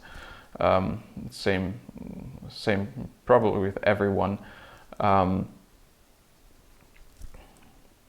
think it's a good sim, and I never had the issue of feeling disconnected with a car before. I think except in the Jaguar, that was terrible, at least in the beginning. But let's see if we can get something a little nicer feeling, a little more connected feeling done in ACC. I remember liking the Huracan. What color? I like this one.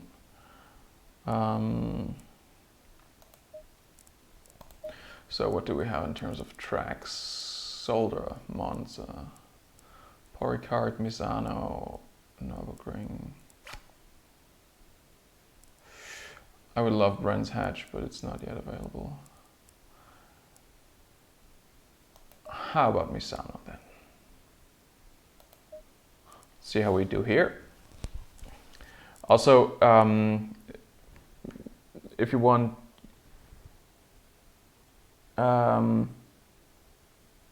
you can suggest any game car track combo for me to drive.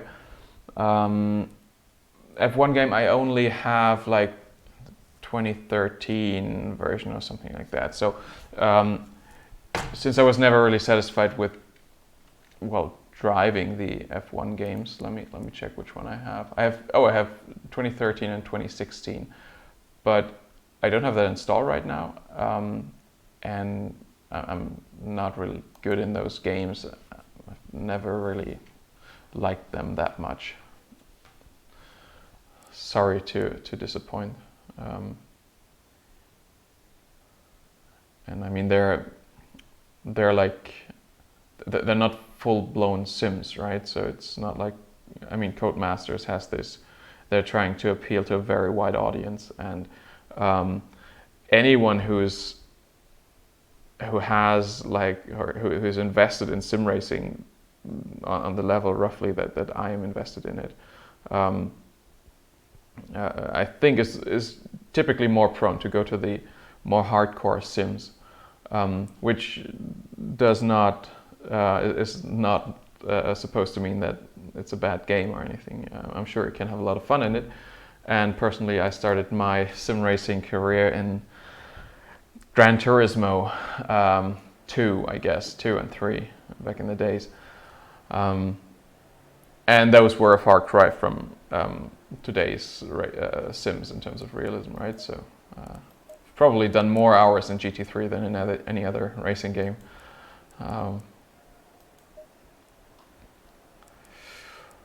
But yeah, the F1 games so far are just not for me.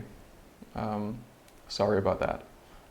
But if you guys want to see me drive anything else, I have R-Factor 2, but I would have to install it. I have installed Automobilista, AC, ACC, I think Dirt Rally, but I don't have a wheel that works with it.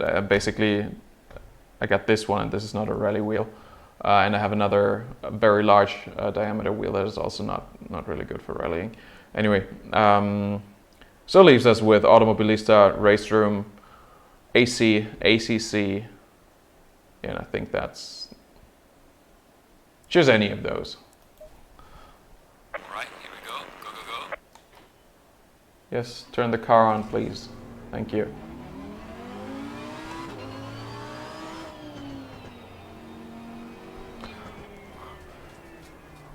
Actually, let me quickly.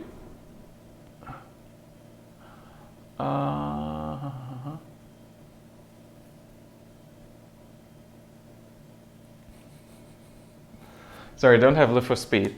And no belt-driven wheels certainly aren't better than direct drive wheels for ACC. And I really think it's, honestly, let me just see how this one feels. Because right off the bat, I would say I feel a lot more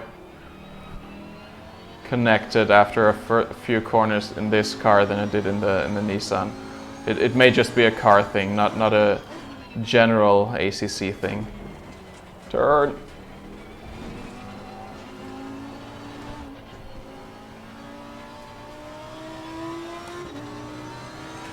This car feels more alive and stiffer, I would say, than the Nismo. Haven't been on this track in a long time though, so bear with me for the first couple of laps.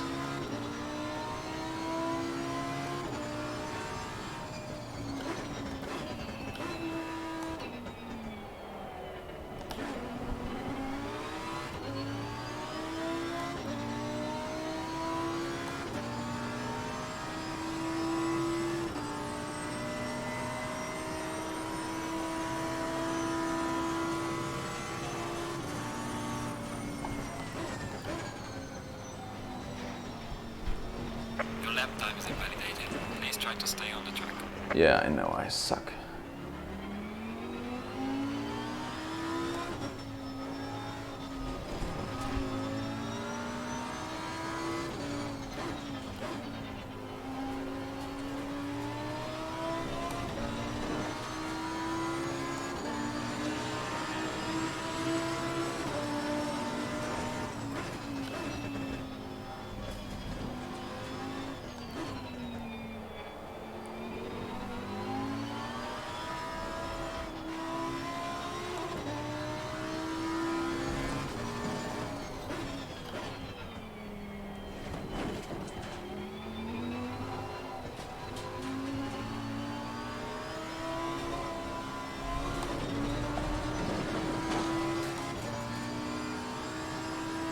Oh, I'm still in the wrong camera mode, aren't I? Wah. Wait. Cut detected. I'm not seeing a steering wheel. Wait, no. This has a weird helmet. Where isn't it? Shouldn't there be one that has a steering wheel, or is there one? No, this is without. There's this. No, look, the steering wheel. It should actually be able to cover the display.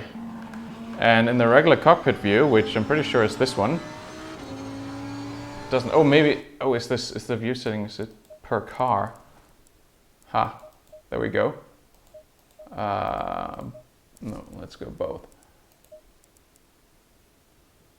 And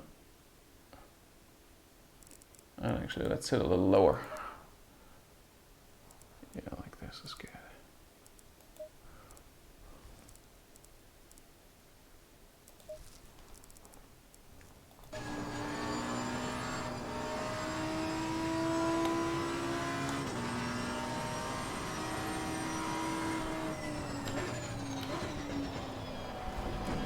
Oh, come on.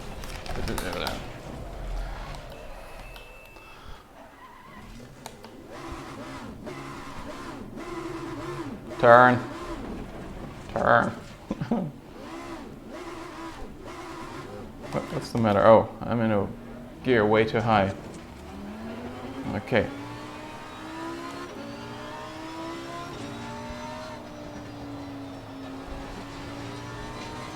Yeah, all those amateur drivers on YouTube. No control of the cars. Oh, I forgot KartKraft. I got KartKraft. If you guys want to see some KartKraft, the most underrated, underappreciated sim out there to date, let me know. We can certainly do KartKraft.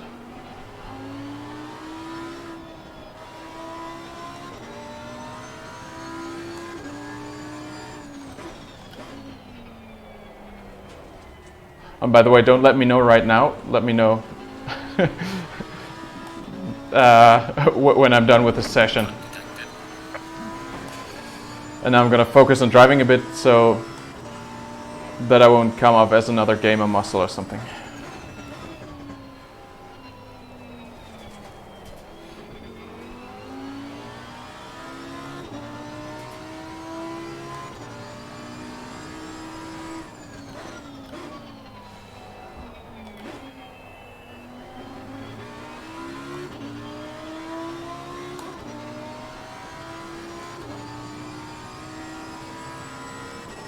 So this car, by the way, in terms of force feedback, feels fine, and certainly way better with the direct drive wheel than with any belt-driven wheel, I'm pretty sure. So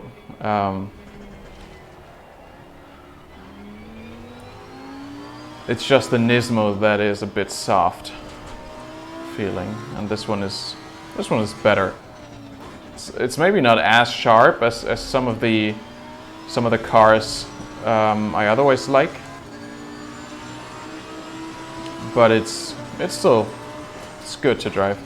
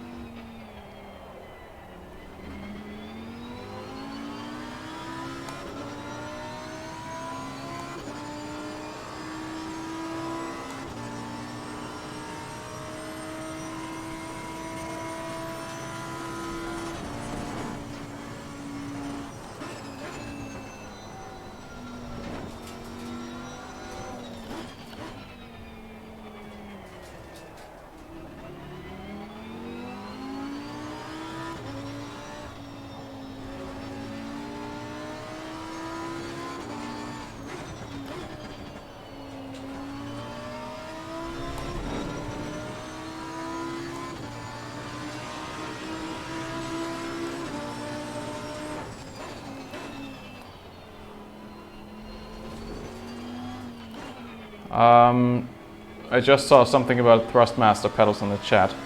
If you're talking about the T3PA Pros, those can be fixed or modded to be decent pedals. I actually still have a pair of them standing around waiting to be put on eBay. I've had the Heusigbelt pedals for like 1.5 years now, but I've kept the Thrustmaster pedals so that I could sell them alongside the wheel at some point, which will be soon. And you can find on this channel actually a video that I made about a clutch mod for the T3PA Pros. And also with the, I mean, there are load cell brake mods for it, but then there's also a basher brake mod, which is just some rubber bushings put behind the brake to give a progressive brake feel, which already give you a decent feeling brake with decent manual control. Not as good as load cell pedals probably, but out of the box, the Thrustmaster pedals, they're kind of, yeah, toys. But at least the T3PA Pros can be modded to something that you can work with for a while until you get a decent pair of load cell pedals.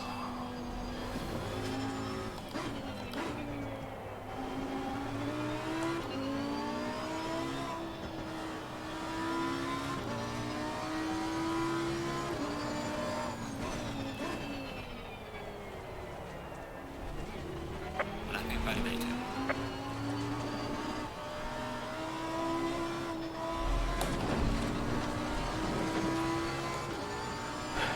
I'm driving like shit. I'm seeing it, you're seeing it, I know it.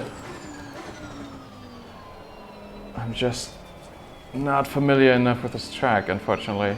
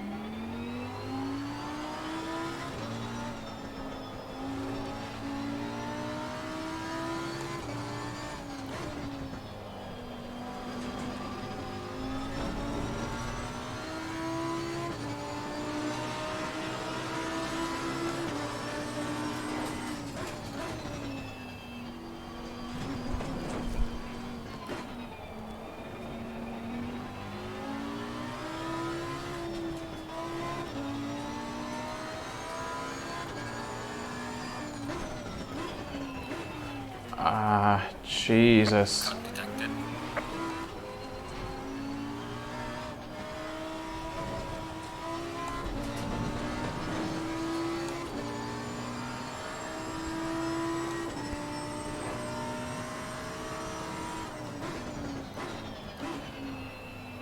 I don't think the physics in AC are that bad.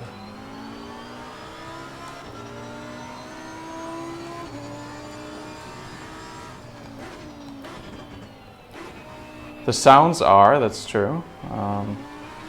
Physics though, I think for many cars they're pretty good.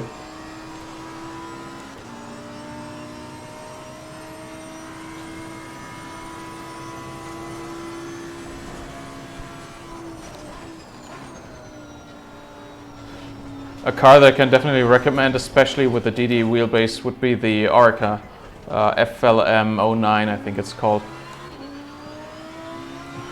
It's one of those cars in AC that to me felt difficult to drive with the T500 because it's kind of twitchy and it turns around on you a lot, but with the direct drive wheel it's better, and it follows a little bit of a different philosophy I think than the Kuno's cars, but the guys who made it are I think they know what they're doing at least as much as Aris, and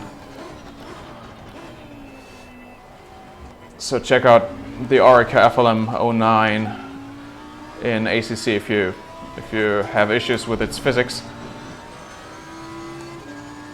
because that car is good, and that's one that where I felt a big difference with the direct drive wheel, where I'm able to control it much better and just catch every slide with the direct drive wheel, as opposed to just spinning around with the T500.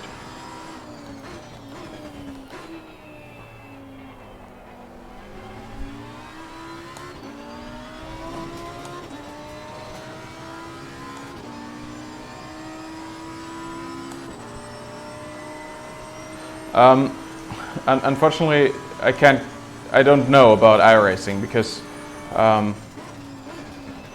I can't really afford iRacing at this point.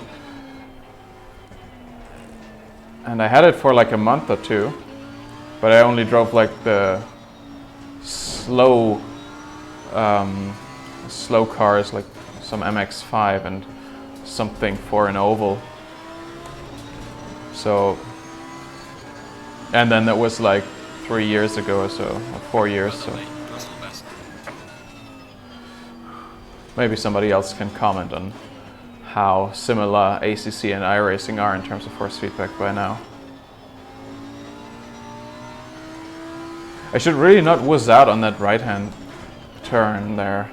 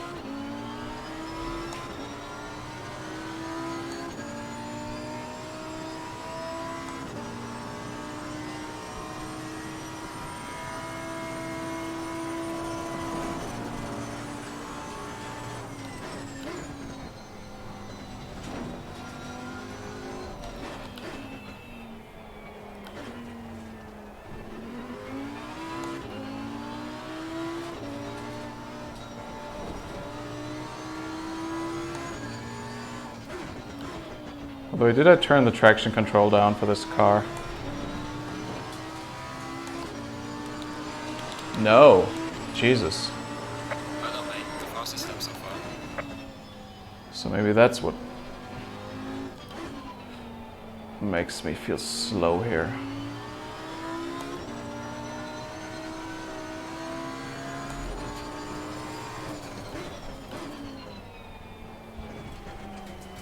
Oh.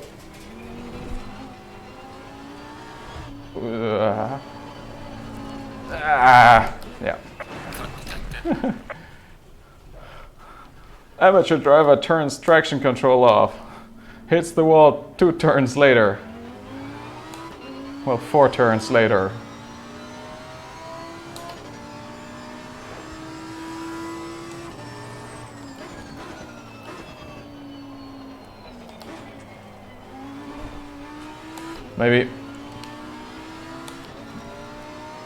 Maybe 1 is too low. 2 is maybe better.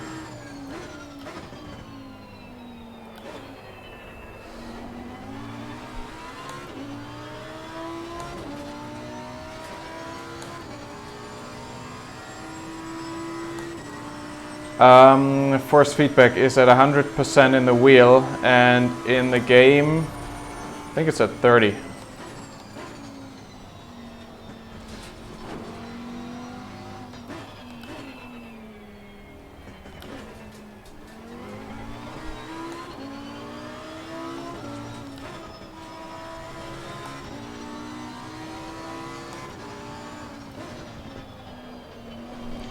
Aw, come on.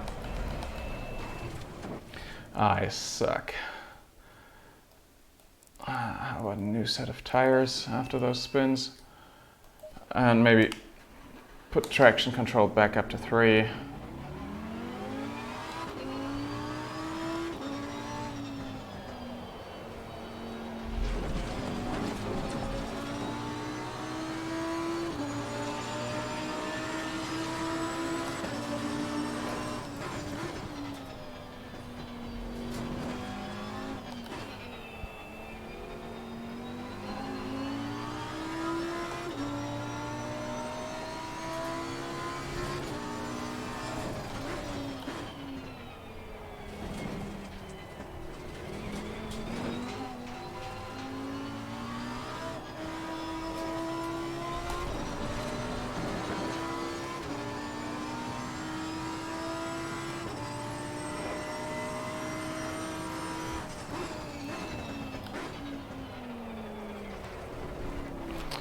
Oh, come on! I feel like an idiot. Probably am. Okay, maybe I can entertain more, not by driving, but by talking to you guys.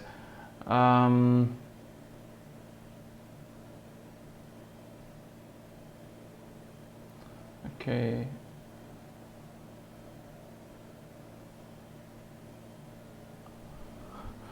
Right, but the chat is, if I see it correctly. I'm not sure if it's going to be exactly the same if I turn the settings around. I think it's going to be, it should be the same if all of those values are applied linearly. However, sometimes there's an issue with clipping that is happening in the game and not in the wheelbase. So we had that yesterday in AC where where the clipping was happening in game because it was so I could get it to clip at like 7 Newton meters of force or something like that, because the game sent out clipped values to the wheel already because it was turned up too high in game. So in order to avoid that, I'm going with 100 on the wheelbase, and I'm probably going to do that everywhere now, and just set it up in game to whatever I think is right.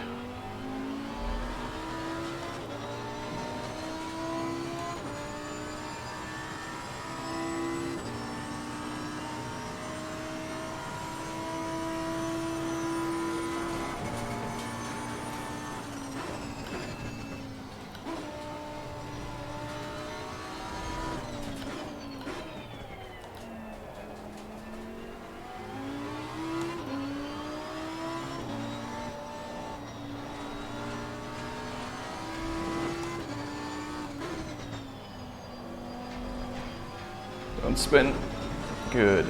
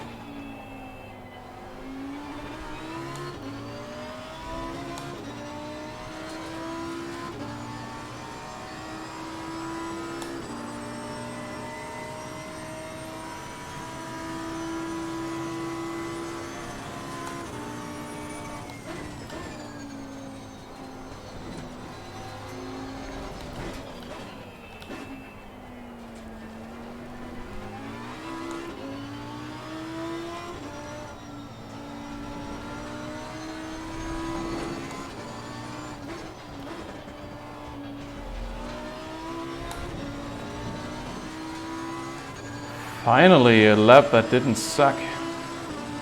Well done, mate. This has been your personal best.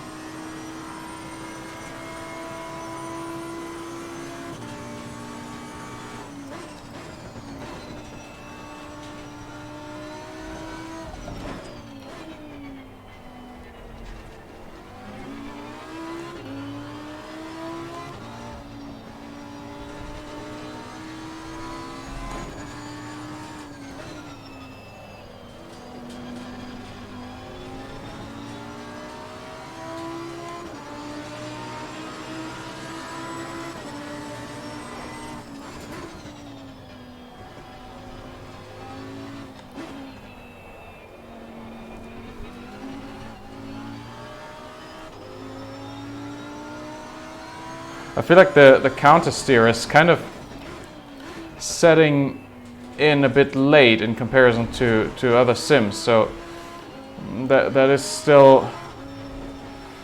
Ah, fuck it.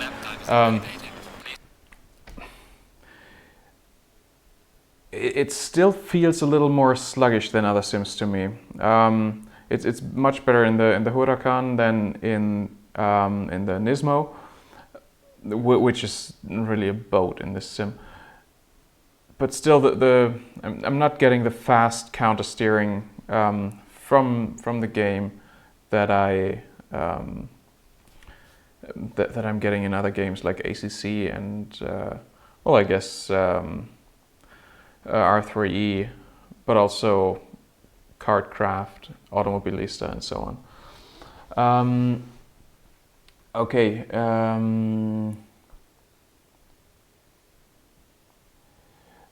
Andreas, those settings that you posted, why would you put it like that? I mean, I see that those are quite close to the Fanatec suggestions, which I also have. Well, they are almost exactly the Fanatec suggestions, which I have also printed out here.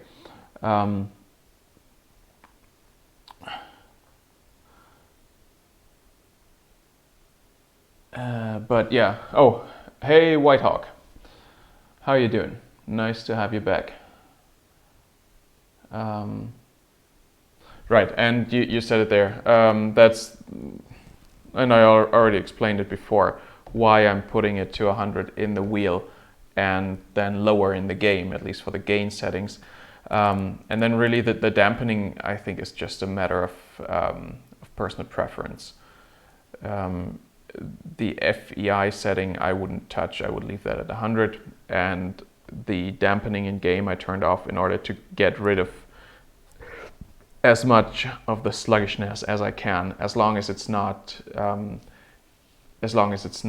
going too sparky or whatever. So since I'm not really coming to terms with this combo right here, right now, let's do something different.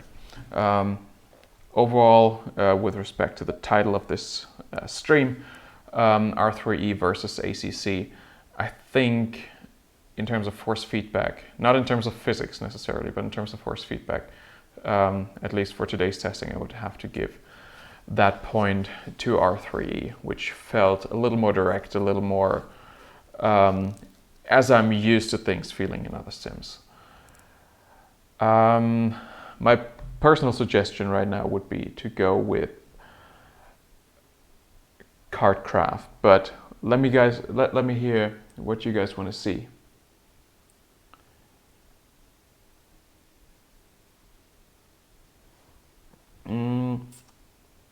Yeah, I think I just answered your question, Whitehawk.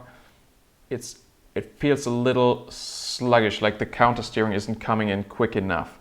It's not as immediately responsive as other sims are. So that may be more realistic or less realistic. I have no idea, but it's not what I'm used to, and I would have to take some time to get used to it. I certainly didn't feel this kind of difference with the T500 back then. So, right.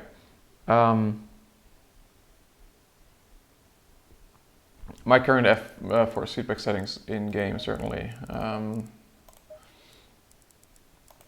Yeah, I have it on 30 and everything else on 0.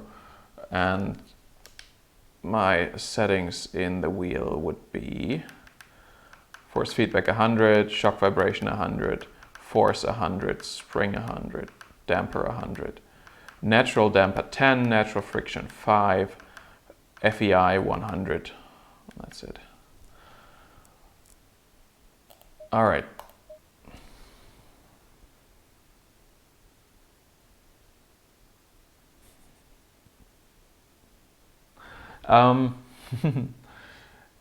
So for the direct drive wheels, I mean, it's first of all, it's hard for me to really give a 0 to 100% rating for those wheels, because from what I remember of the Leo Bodnar, it's pretty much the same as the Fanatec. What I've been saying, at least the past couple days, is, and that I may not have the most experience with direct drive wheels and so on, but I'm thinking, from all I could gather from other sources so far, that the direct drive wheels among them are kind of close to one another. Maybe with SimCube 2 being one exception to that, but with its new software trickery that allows you to, I don't know, get something that apparently is maybe even more realistic in some sims. I don't know. Otherwise, the OSWs, the Bodnars, the Fanatics, I think they're all very close to one another in terms of just the motor, and it really comes down to the differences in the driver, in the ecosystem, what wheels you can get attached to it, at what price, support for different sims, and so on. And that's the reason why I went with a Fanatec. Now, so I can't really say anything else than I wouldn't know what to improve about it, really. I haven't had anything better in my hands, and yeah, certainly I would like to have more individual settings, because I right now only have 5 settings, but I think that's going to change as soon as they're going to come out with their new control center, whenever that will be. So and then of course the AccuForce has a lot of individual settings, so if you're into setting up every little thing about your wheel, then maybe AccuForce may have an edge. Otherwise, I hear in terms of the motor, it's supposed to be a little, well, it's a bit weak. I think it's only 13 Newton meters, if I'm not mistaken. So that's certainly a little bit on the weak side, to be honest, because I'm sometimes, even with a 27 centimeter wheel, I'm putting in the force feedback to a degree where I get 12, 13, 14 Newton meters displayed here on the display. The display is maybe something that is very nice about the Fanatec ones that I don't think the others have, so that you can immediately see how, like, I'm seeing the fan speed of the fan in the back, I'm seeing the temperatures of the motor and driver, and I'm seeing the current Newton meter output. And that's very nice. That's at least the Newton meter output helps you. It's sort of a learning experience and lets you see how much torque you're really using. And I'm using between like 10, 12, sometimes up to 14 realistically in a setting that I feel like I can drive for hours on end. So a wheel that would clip anything above 30 Newton meter is on the edge of it, and this is only a small wheel. So with a larger wheel, I mean, I've said this a million times by now, but of course people are tuning in, tuning out, whatever. So I'm saying it again. A larger wheel, you will need more torque to have the same forces at the wheel. So I would say the Fanatec DD1 is perfectly enough for myself, for what I want in terms of forces during driving. I'm positive it'll be enough even with larger wheels, 32, 33 centimeters. It'll do fine. I will have that confirmed once I have one of those wheels, and I have no idea when that will be. 13 is maybe a little bit on the weak side. As for the T500, it's a fine wheel. It doesn't feel as toyish as the Logitech ones. I've tried a G27 once, and I absolutely hated it. And coming from a T500, that felt very much like a toy. So it's certainly a grade up from the Logitech wheels. But it's no comparison to a direct drive wheel. And that goes for any of the Fanatec's OSWs, both NARS. Right. So much to that question. My send value, it was 1080 in ACC, and it's 1080, and also I had a 1080 in the game. Right. So sim, track, and car. I think most of the chat is about wheels. So since there wasn't really big vote on what I'm supposed to drive next. Jesus, it's loud. I'm gonna go KartKraft now, because this is a sim that honestly, I said it before, but this is not getting enough recognition in the sim racing community. Maybe because it's low in content, maybe because a lot of people don't care about go-karts. But boy, is this thing good.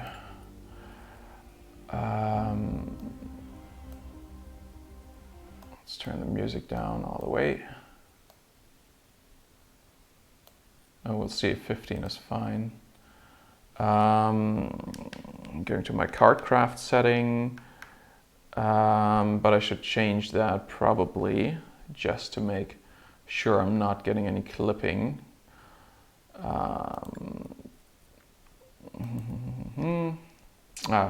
Jesus.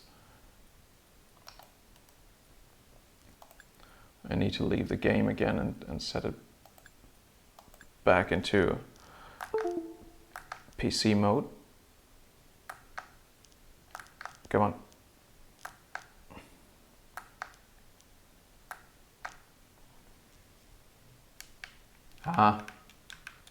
Yeah, so this is the second time that my DD1 crashes. You see all the lock is gone, the steering lock, or the stop at the end of the range, and whatever I do, whatever button I press, nothing's changing on the display, even though it still shows something.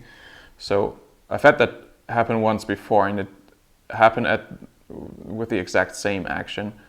All right, and also the power on off button doesn't work anymore then, so I'm gonna have to rip out the power cord, and I can't really feel it with the gloves on.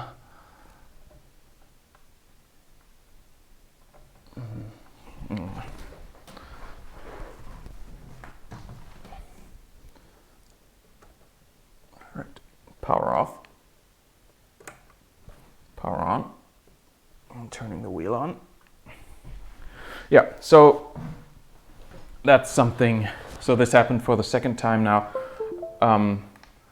The complete wheelbase can crash while switching modes.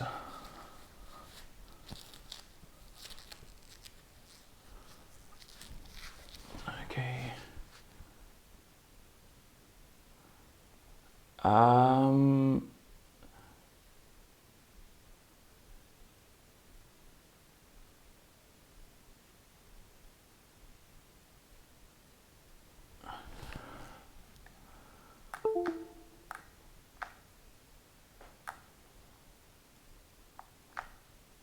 Did it crash again? Oh, come on, wheel. It crashed again. I'm still trying to get it back into PC mode.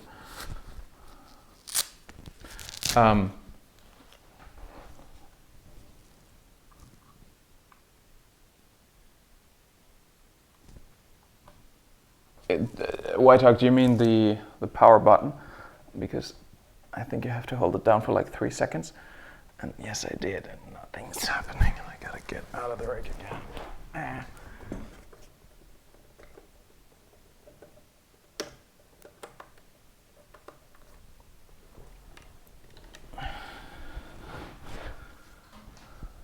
Makes you wonder, right? So originally this wheel was supposed to come out half a year ago, and in all that time, has this issue never once occurred to the guys at Fanatec, so that they felt they had to fix something?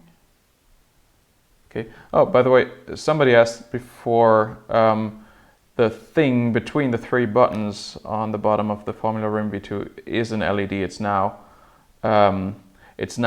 lighting up white, and that's, I think, because I'm in Xbox mode. Now I'm in PC mode again, and it's off again. So it probably has to do with the Xbox button down there. But I did manage to switch it to PC mode now. Oh, the button combination for hold. Yeah, I guess I held them down. I mean, as soon as you hold them both down, it'll switch to the next mode. But like not holding it down long enough shouldn't make the wheel crash, even if I did do that. Okay, anyway, we have a wheel in PC mode now.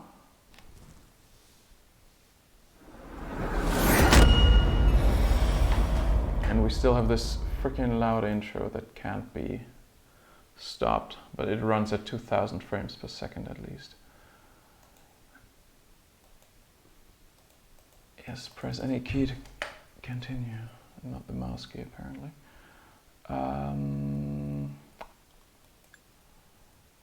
All right.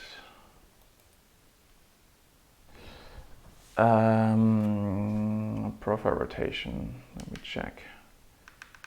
Setting 5. That's set to auto. Force feedback is at 35, and in game it's at 100. But this game is a little different in terms of force feedback, because this goes to 300, which I don't know what sort of sense this is supposed to make, but I'm gonna say I'm gonna give myself a little bit of wiggle room with the force feedback strength in the. Oh, come on. The OCD is acting up because it doesn't allow me to go to 50 exactly, but okay. So let's say that's 50, and I'm going to 70 now on the wheel, so I have a little bit of headroom if I want it stronger. And in order not to show you something that I'm not good at again, let's actually just go time trial and go with the first track. So, most underappreciated game in the sim racing world right now. I think it's going to be hard for me to beat my own personal best. Right now I'm number 47 in the world with that. I think that's either a sign I'm good at it, or it's a sign not enough people play this game, or both. P6 in Germany at the moment. Okay, the best time is still like almost half a second better than mine, but I have no idea how they do it. Anyway, let's get in. If you guys don't have this game and you like Sims and a realistic feel, and this is way too loud. If you like Sims and a realistic physics and you don't care all that much about the amount of content, get this game. It's just awesome. Okay, so I'm going with a really low setting here for the sound. Yeah, that's better. Okay.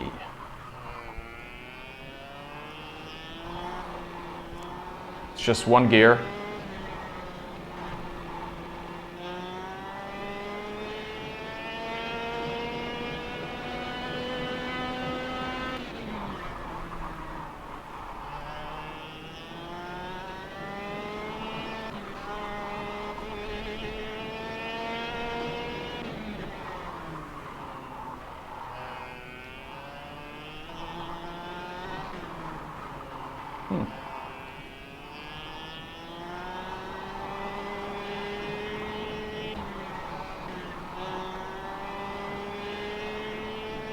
Right now, force feedback feels a little low.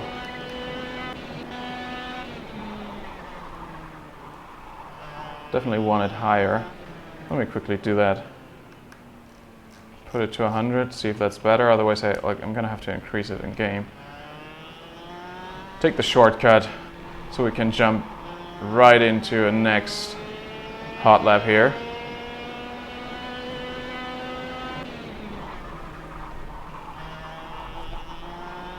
That's maybe already too strong, but let's see where we get with this. Oh, that was too late. Shit.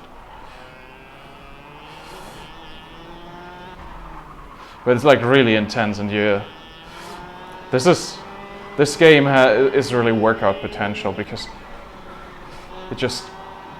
you're getting so many. You get so much road detail and everything, because this kart is basically unsprung.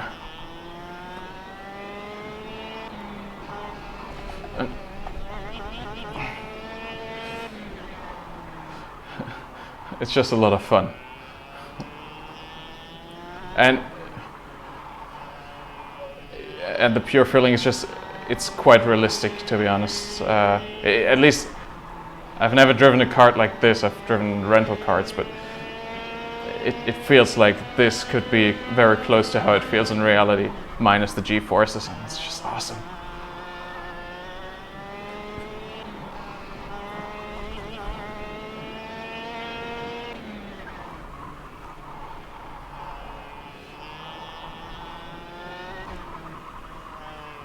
Whoa. Slide it a little too much there.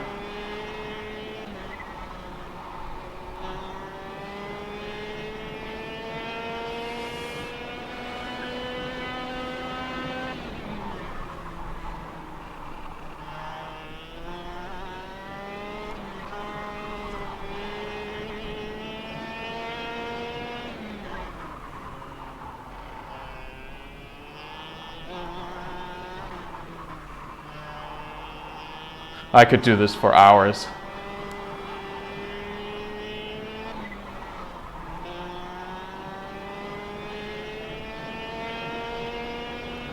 Let's see, 32.1. Well, not a very good lap still.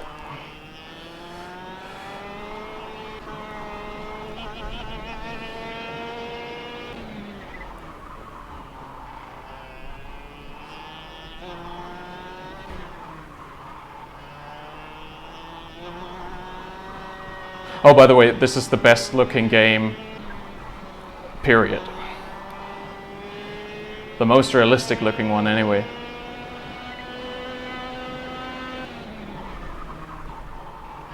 Not just racing game or sim, but game. Ah, fuck. Oh, yeah, it does have some... oh, no, that wasn't the right button. It does have some issues with the physics. Sometimes your car will flip unexpectedly at some points. But yeah.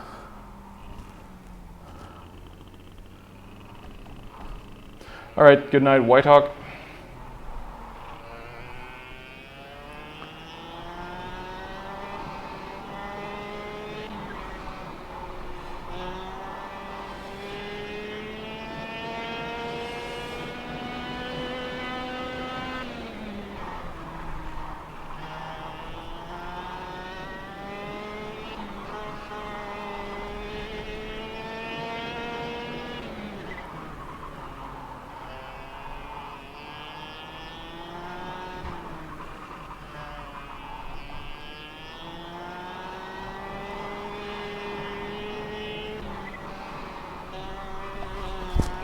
shit.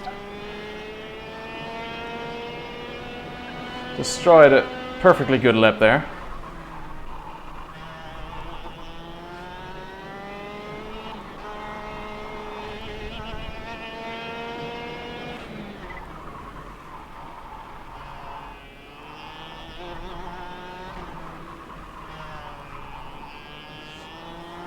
I have to admit though, the forces are really strong right now and I'm probably gonna turn them down in a bit.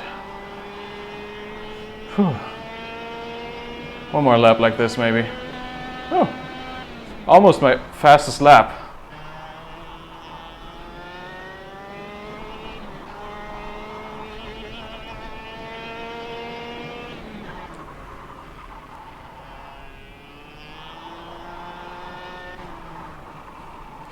One thing that I like about the sim is like there's no setup or anything. It's just, and there's the online time trial that's working. So you're automatically up against the whole world if you're driving in time trial mode, and it's just motivating just to improve your ranking here.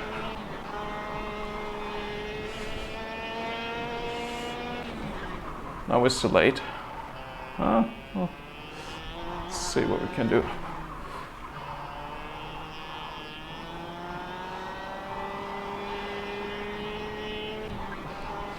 Too early, and yeah, this is one of the issues with the physics.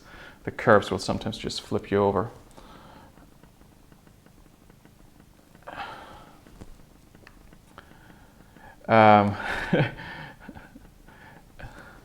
Right,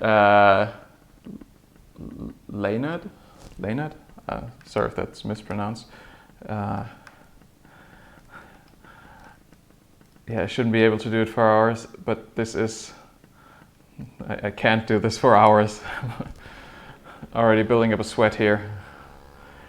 And my arms and hands are getting tired, so I now turn it down to 80.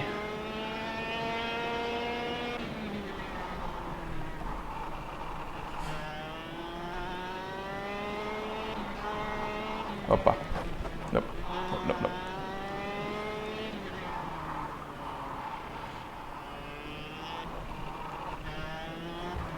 Still, guys, post on the chat if you want to see a different sim or a different track in let's say 10 to 15 minutes maybe.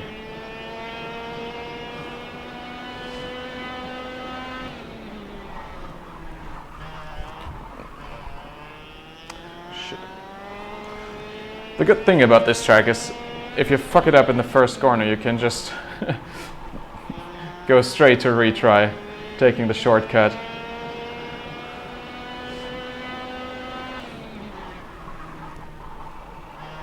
Actually, there's similar things in other tracks as well.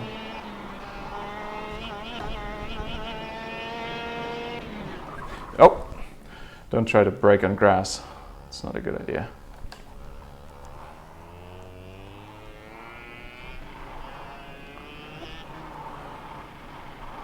This is a game that was already physically demanding on a T500 because due to the large amount of just rattle and road noise, you just got to cling on to the wheel tightly, and that makes it demanding.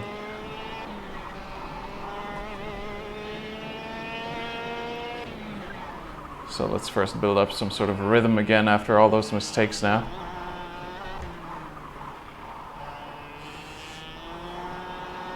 Getting into a good rhythm in the kart is very important.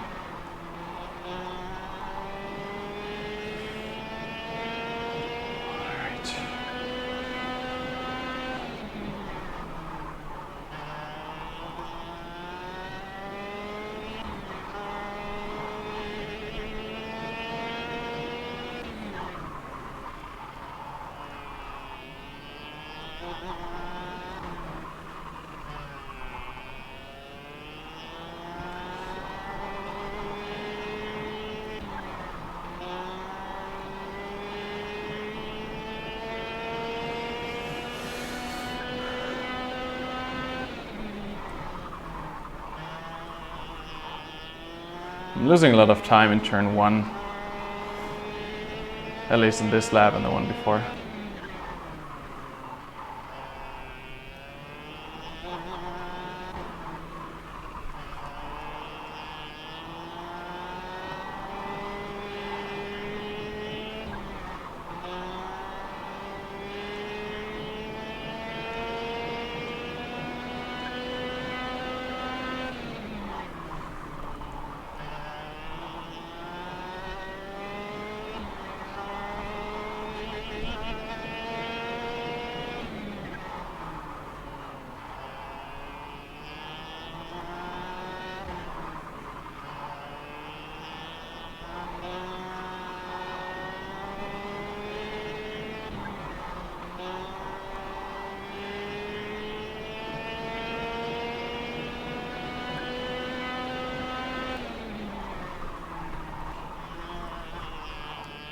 Sliding too much here again.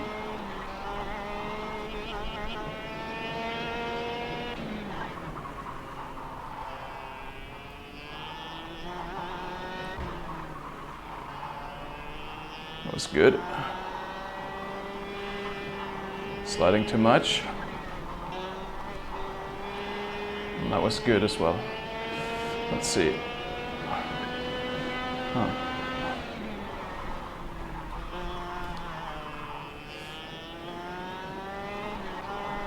Nope, nope, nope. Yep, welcome to KartKraft. iRacing IndyCar. I don't have iRacing, sorry.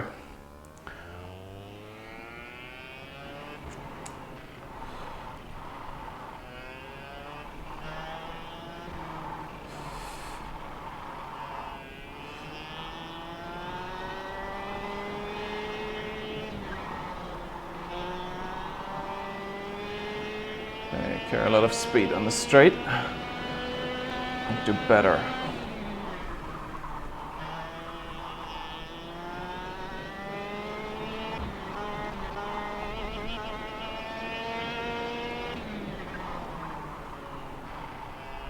Try to be smooth in the corners here. Not slide too much. Take a lot of speed. Too much sliding. Still quick though. Not a good last corner, but let's see. Whoa. Missed the fastest one so far by a 10th. And there we go. Yeah, sorry, not everybody has iRacing. It's just really expensive. Whoa.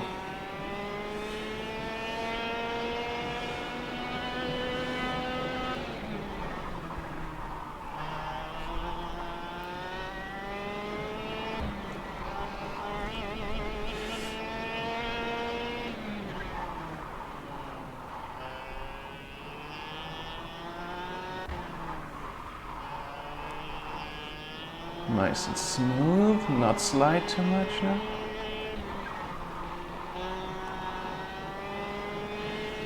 A little bit behind though.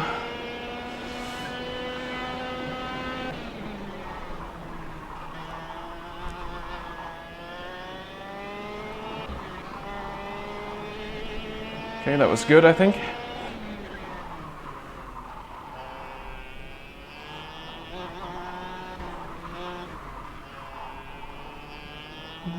Maybe lost a little too much time there by sliding. Yeah. Last turn is good, but the rest wasn't.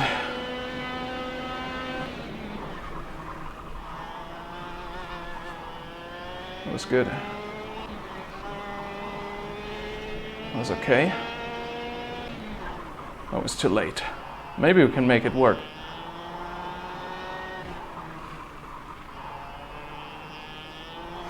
Let's see.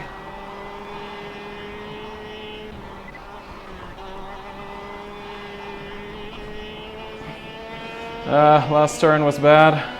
Damn it.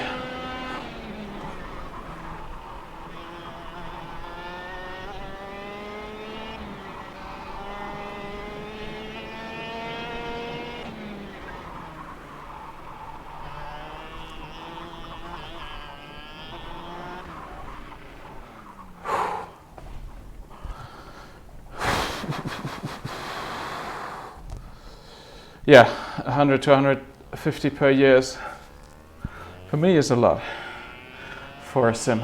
I mean, there's also all sorts of other sims coming out, right? And I think that the iRacing pricing is just a little high.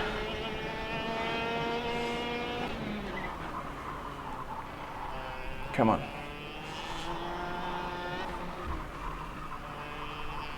Be good to me, Kart. Tight line here. Too slow again. Damn it.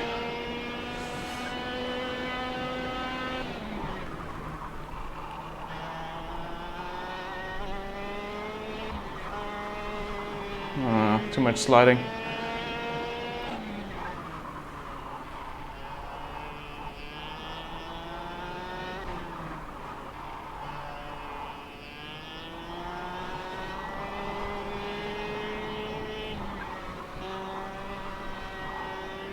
It's better. 30, 31.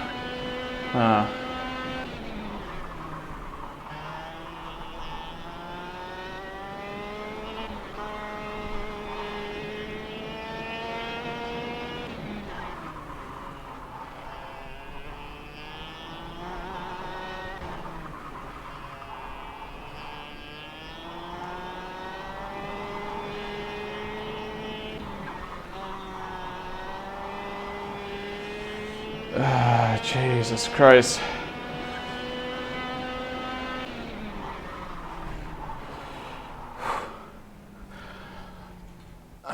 Let's go to another track though.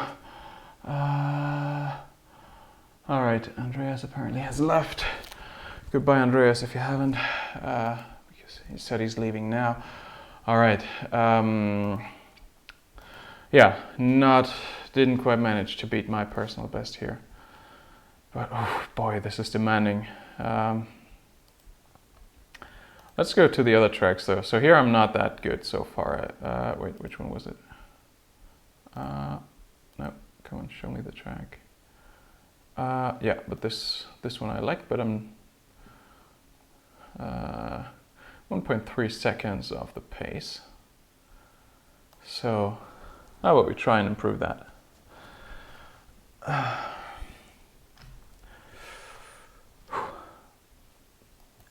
It really is a workout though, even at 80. I'm sweating, my arms are already tired, my hands are tired because I need a lot of force to just hold on to the grip. Again, settings 80 here and in game 50.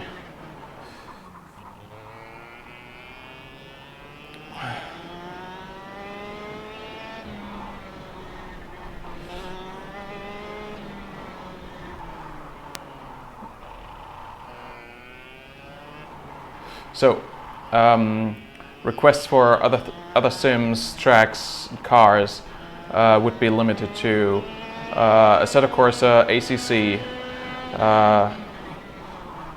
R3E, so RaceRoom Racing Experience, Automobilista. I think that's it for now. I mean, I have R Factor 2, but I don't have it installed. I probably don't want to wait for it to install during the stream, so.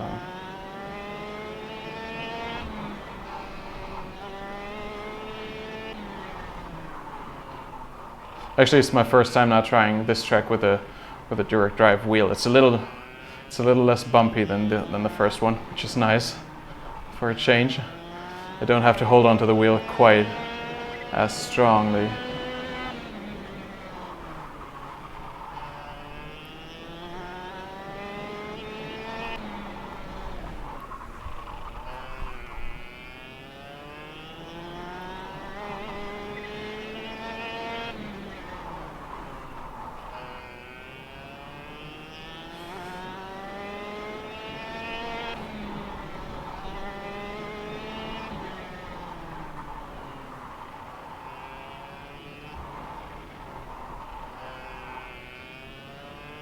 But I'm going to need some time to get into a good rhythm here and get close to my personal best.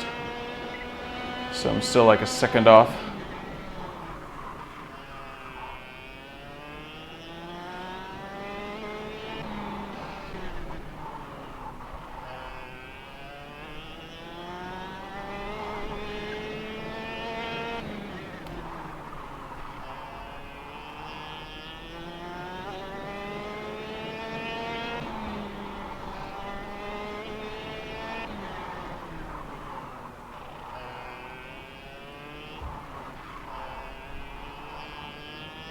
was better.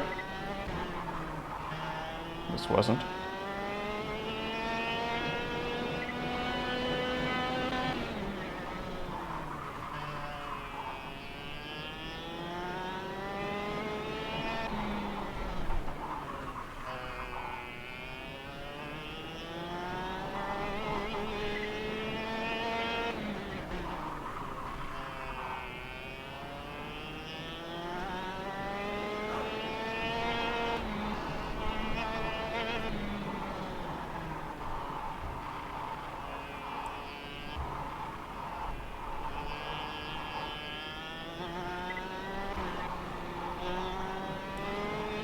It was good, and just a 10th of my own personal best, so I'm doing all right. Actually, on the other track, the first one that we drove, I was able to beat my personal best that I had done with a T500 quite quickly. After trying just for half an hour or so, while still setting the wheel and everything up. And overall I managed to improve it by 4/10, and I would say most of that goes to the wheel. So I think you can actually be faster with a direct drive wheel than with a belt driven wheel. At least can be faster with a DD1 than with a T500. At least in KartSim. KartKraft. Which is the sim that will also do this to you. Whew.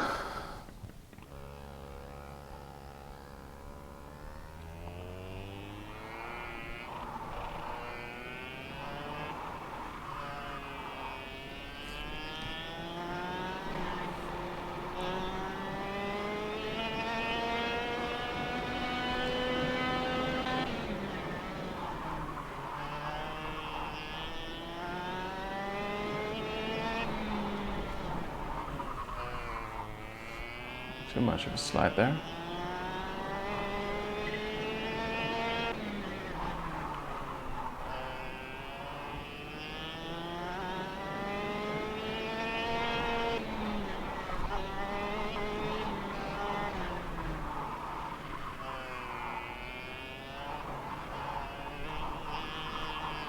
Oh, here as well.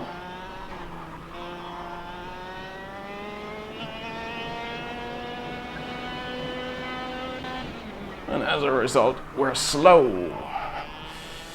Let's do better this lap. Well, that was better. Half a second better. Wow. If I can keep this up for the rest of the lap, then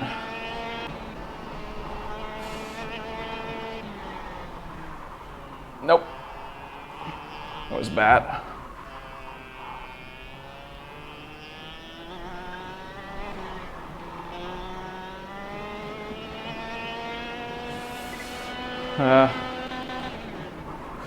Braking on grass, not a good idea. But I'm getting closer to my personal best, and so the optimal time if I got the sectors together is already 40.9, so that's 4/10 better than my personal best. So it seems that here as well, the direct drive base is giving me an edge over my old best time. Just gotta put it together.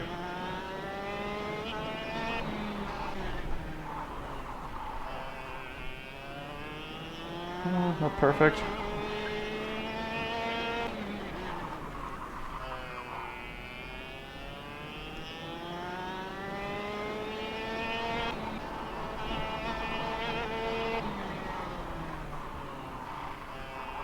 That was good.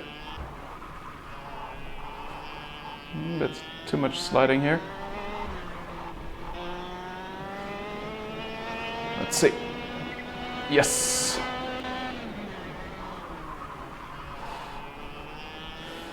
New personal best.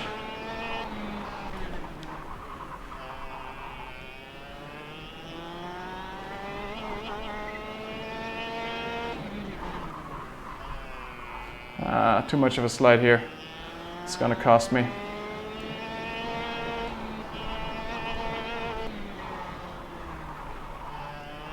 Nope, bad driving. Whew.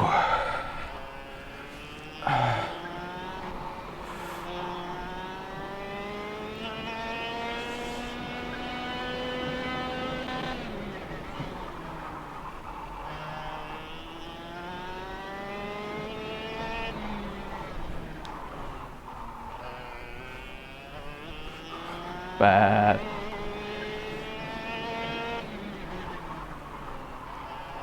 Broke too late. I gotta brake a little earlier for that one. Gotta remember it next time around.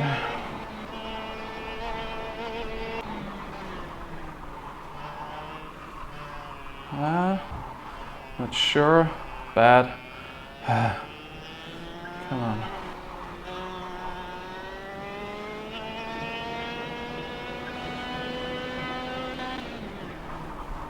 Grass.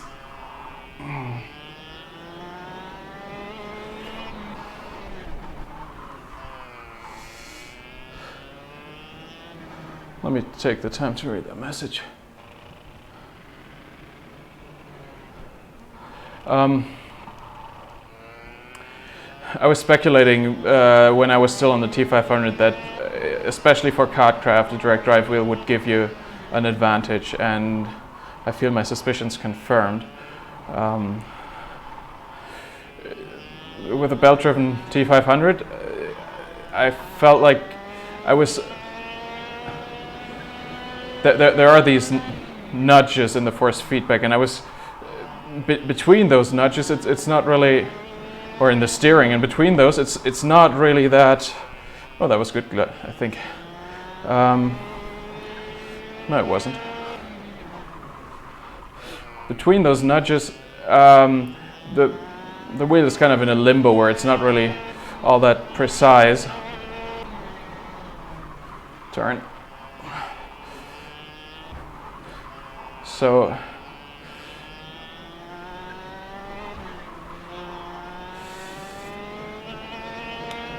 I was feeling a real lack of precision driving with the T500 here. Like the wheel just couldn't deliver the precision that I needed to the game. And that's why I think I was slower than needed to be.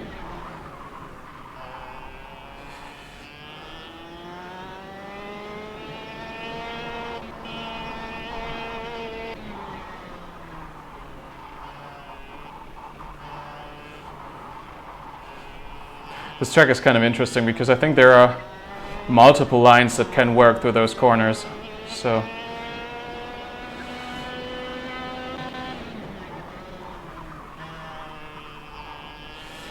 like the last few on the track here.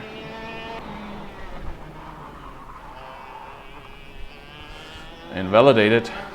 So let's take a little shortcut. And actually let's try and go for another one here. I'm never sure if that's a good idea. I have no idea if the tires actually pick up dirt here in this game or not. But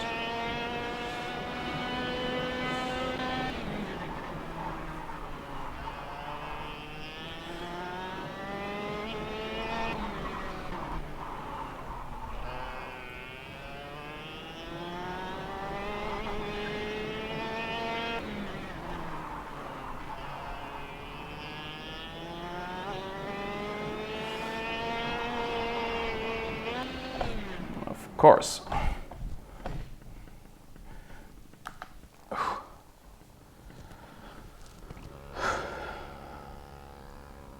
So my optimal time is now another 2.5 tenths better already.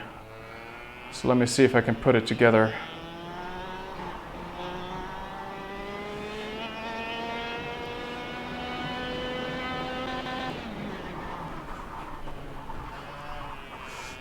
As the sweat is dripping down my forehead and already botching the next lap. So, little shortcut here. This is just the nicest feature that we don't actually have to drive the full track if we already botched a lap.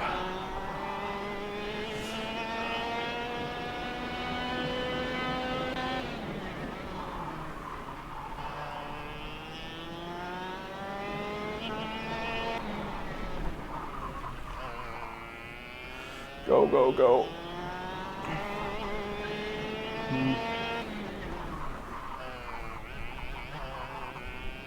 Meh.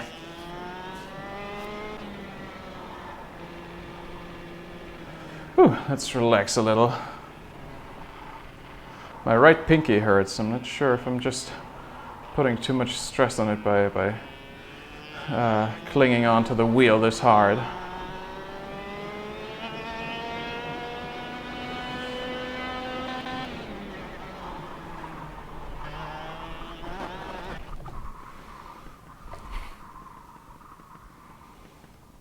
Wait, okay. Turn.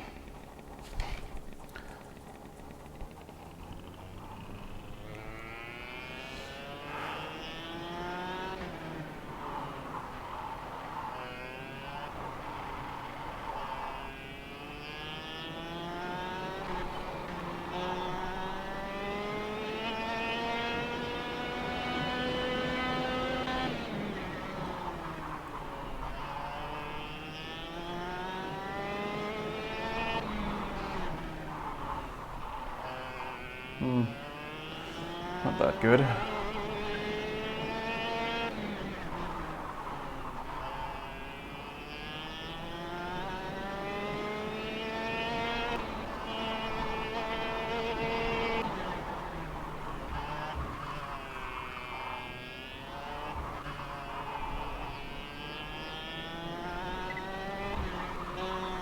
No!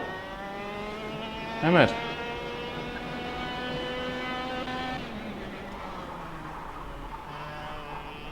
Still almost beat the fastest time after that big error there in the last turn, showing you how fast this one could have been. This one won't be that fast though.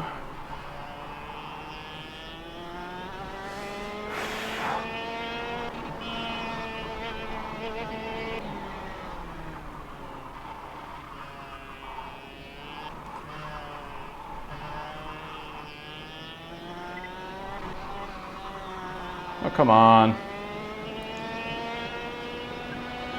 Still quick.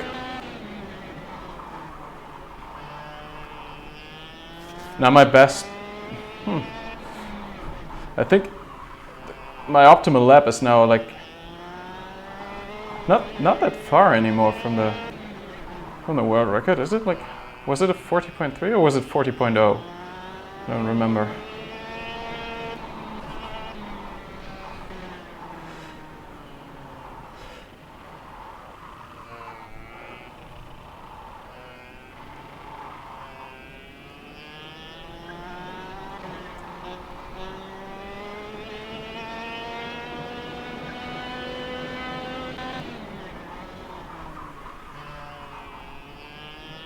Not ideal.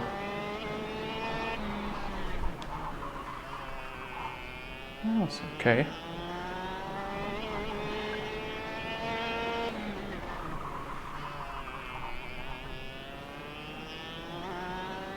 Could have been fine. That was bad.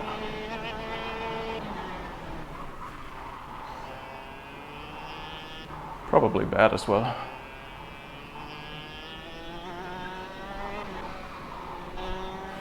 The last turn was good, but all in all, not an improvement of the time.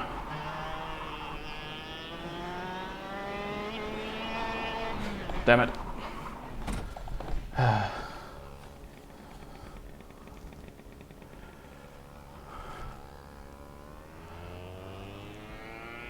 Oh, I improved my optimal time once more to now 4.5 tenths quicker than what I managed to put into a single lap so far.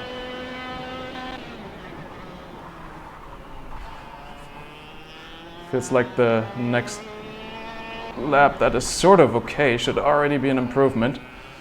Not this one.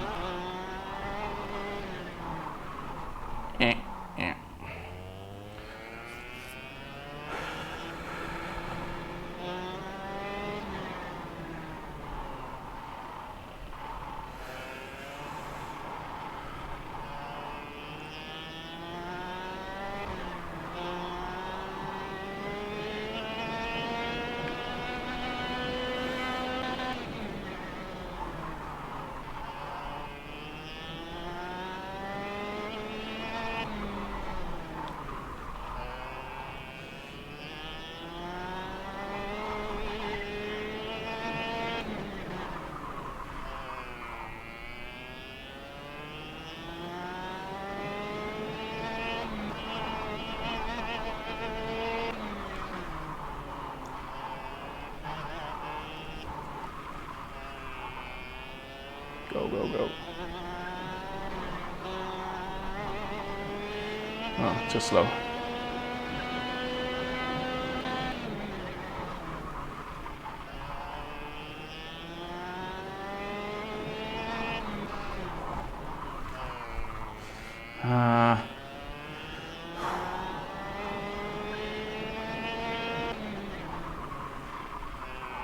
It's really easy to just screw up the whole lap in a single turn, much like in real cars, I guess. Yeah, this isn't like in real cars, but okay. Where once you slide a little too much, you're losing all your speed. I can very much confirm that from rental cars.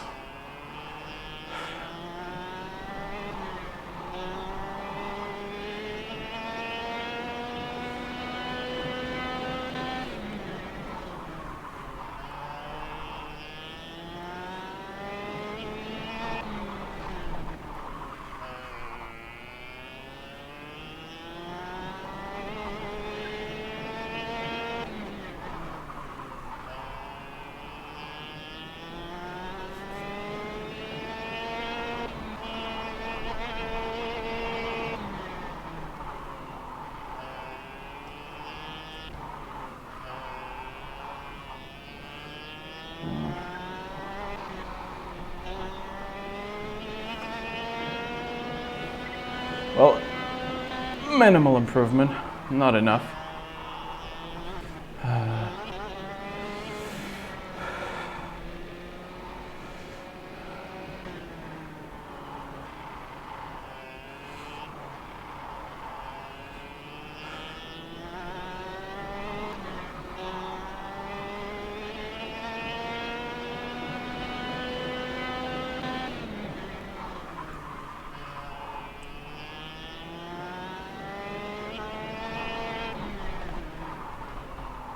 Nope.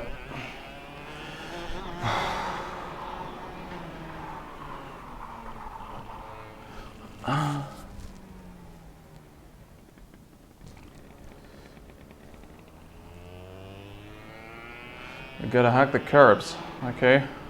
Which curbs?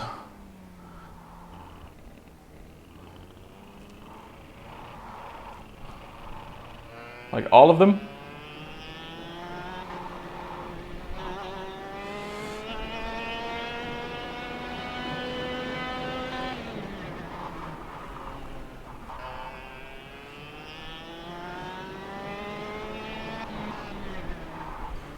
Oh well.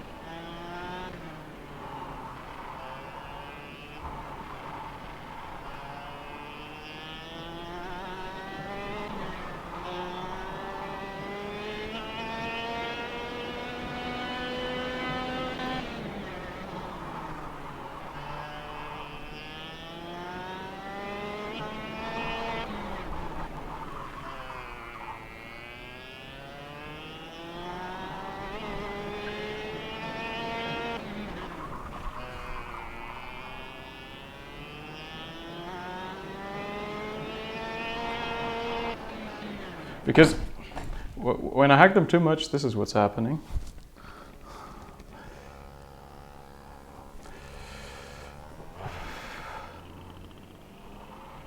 Let me actually check on my pinky here. What the hell is going on? Car should be standing still, so let's increase the damping a little. Friction is already on 10. Okay, put it on 15, and then yeah, the same thing doesn't happen again.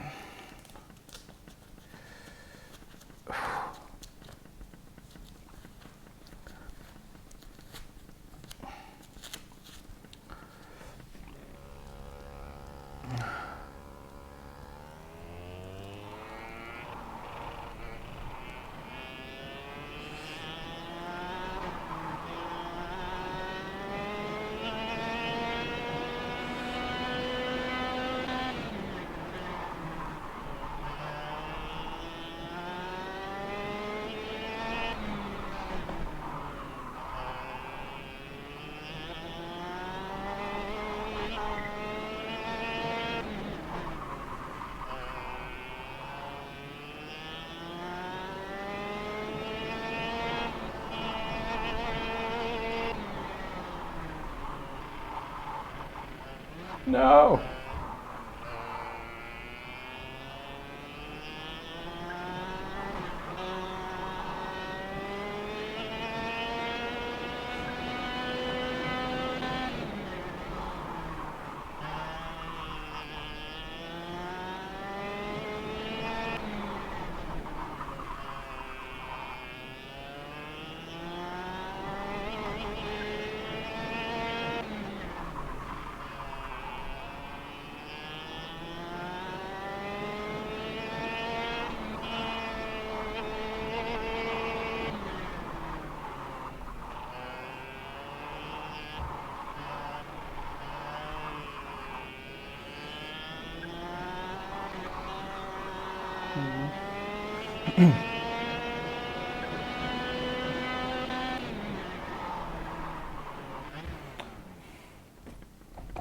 It's getting really annoying with the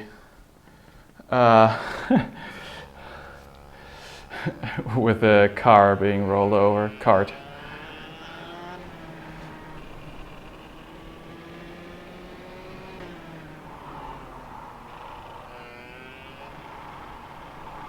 So yeah, my optimal time is now 40.4.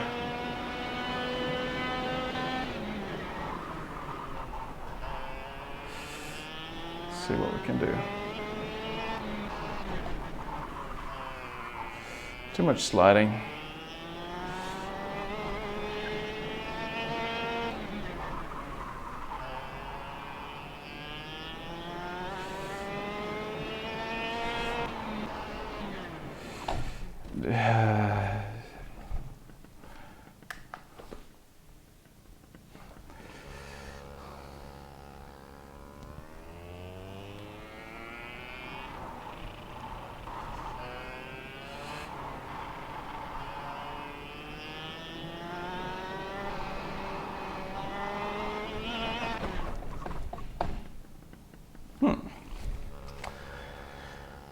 Great, great, great.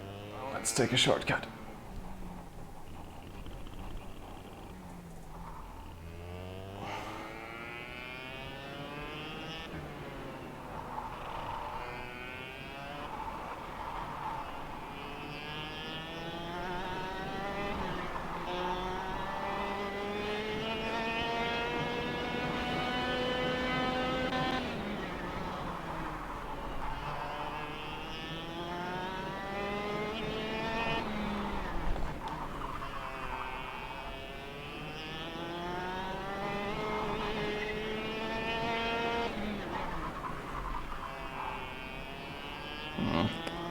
Ran wide in that turn. Every time, this freaking turn is killing me.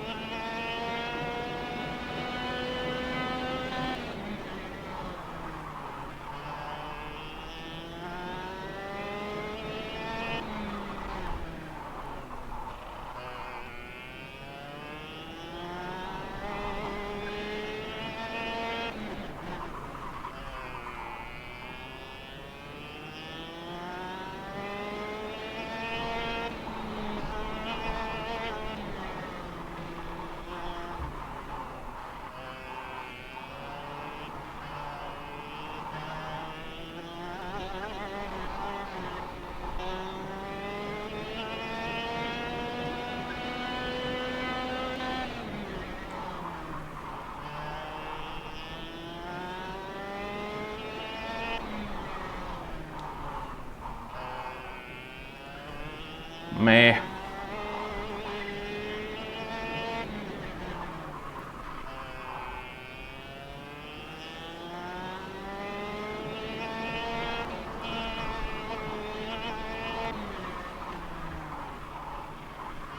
That was better.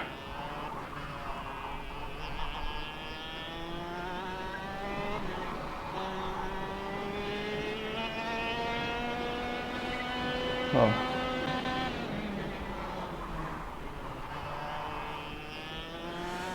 Not good enough.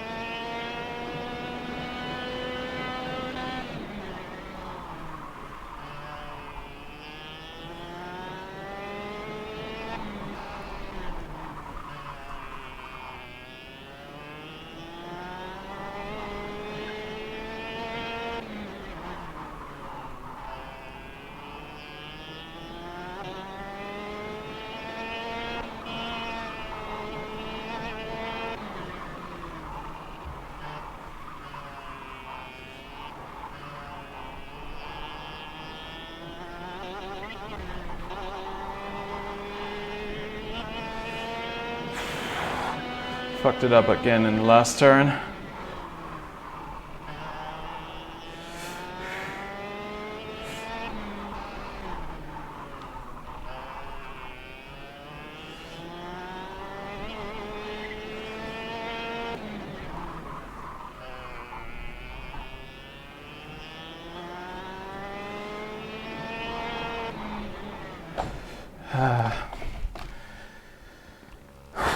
Yeah, turn in too early. I really have to wait longer in that turn to turn in because there's more grip than I think every time, and I'm still getting the turn if I turn in a little late.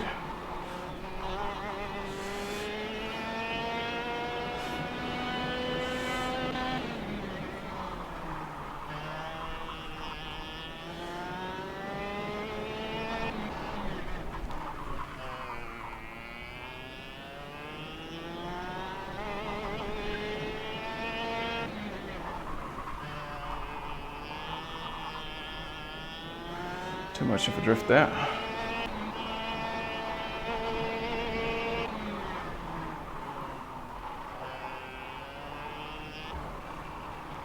No idea if that was fast or not.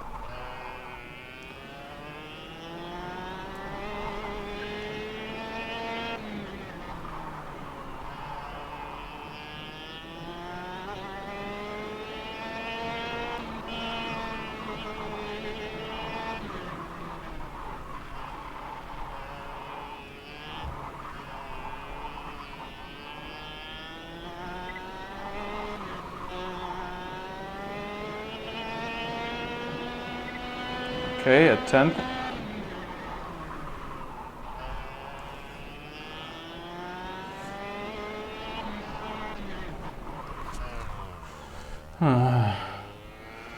And basically a spin.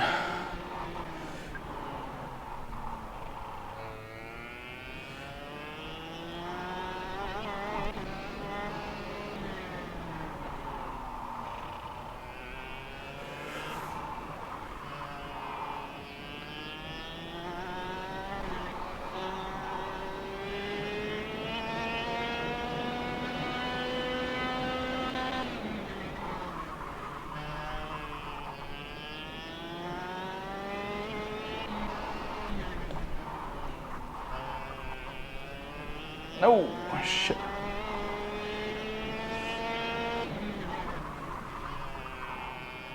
Let's complete the lap anyway, just for fun. Nope, nope, nope, nope, nope, nope, nope, nope. Doesn't want me to have any fun. Stop it.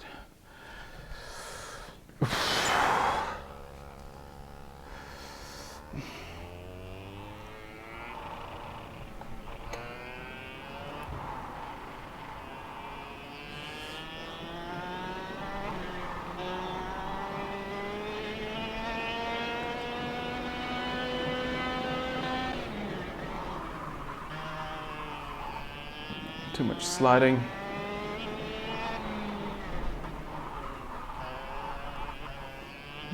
Maybe a little slow on exit here. It's still okay. Nope. Ran white.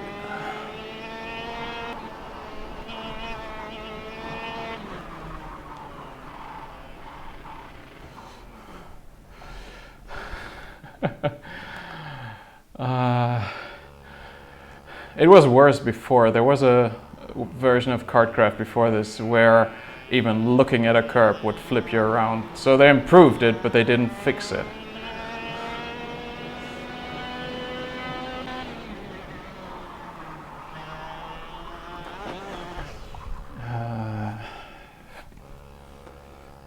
I got 52 laps on this track already. I feel like maybe I should be fine with my progress for now. At least I got half a second taken off of my personal best so far, so let's see where that gets us in the grand scheme of things. And JC Motorsports, you said you do 39.9, so I guess rank 61 isn't too bad in the world. National rank 5.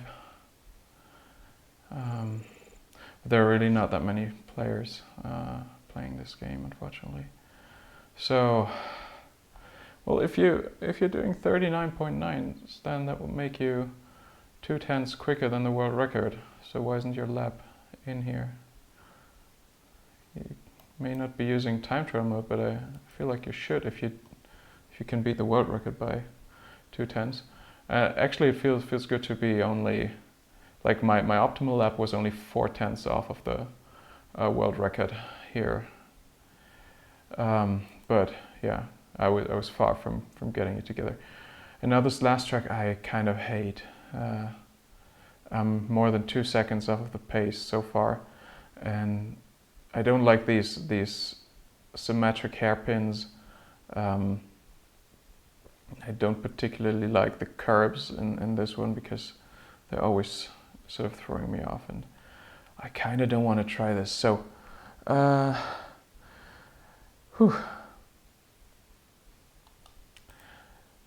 it's 2:30 in the morning, so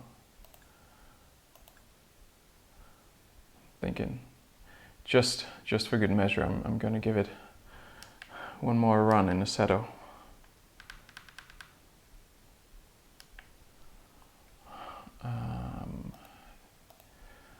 I wanna take the ARCA, and I think I wanna take it to Spa and see what I can do there.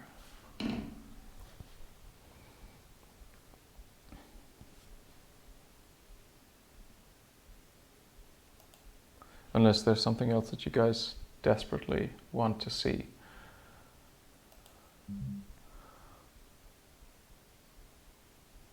All right, good night, JC Motorsports.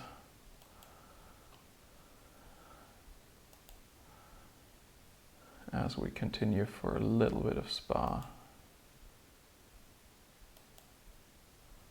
Not too much, but this car and this track, they're just like made for a direct drive wheel. The car really benefits from the increased forces.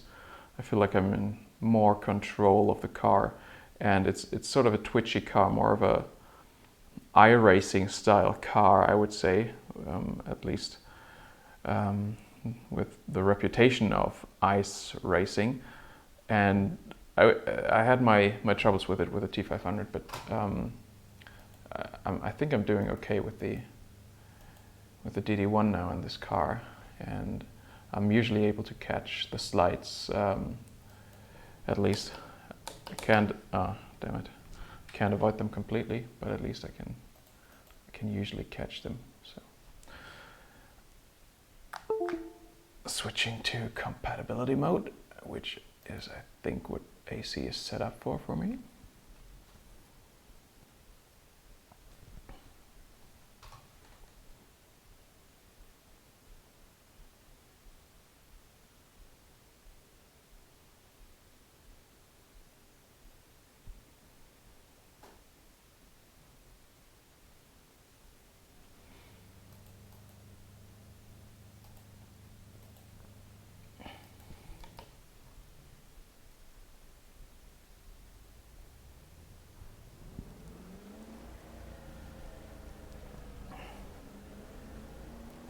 What's everything set to here? Force feedback is at 100. Car is at 100, and I think the game is at 30. Let's see.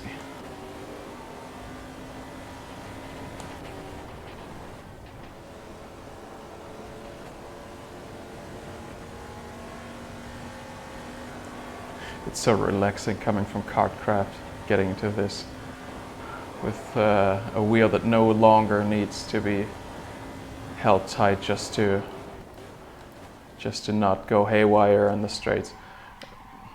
See what I said about catching the slides? This is not what I meant.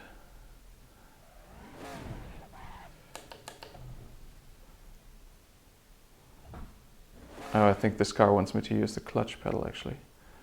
Interesting. Clutch pedal, but shifter pedals, okay.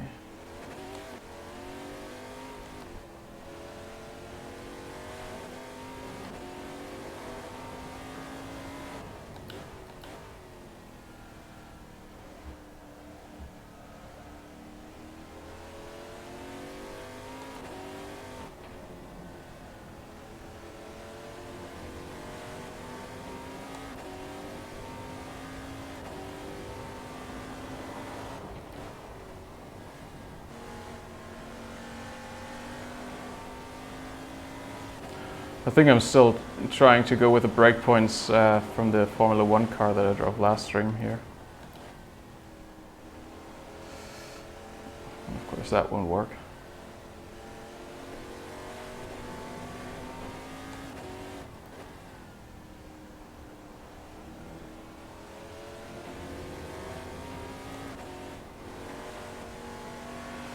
I want the force feedback a little higher, so let's see if we can go set this to 140 without getting clipping. I think we should be fine.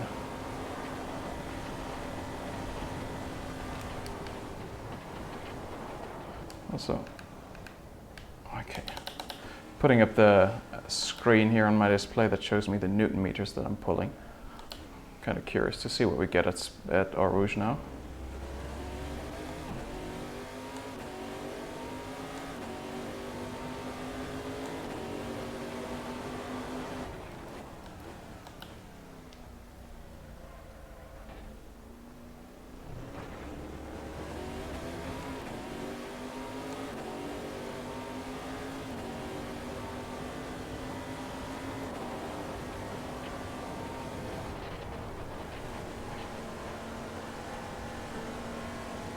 .3.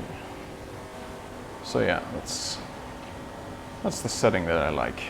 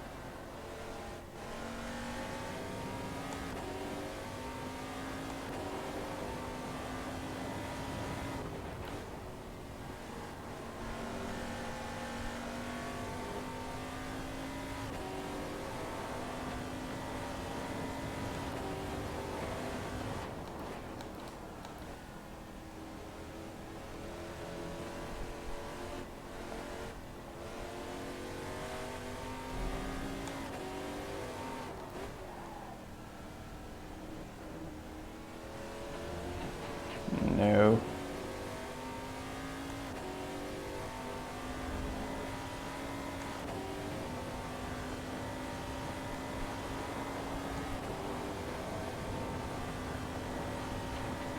Well, good night.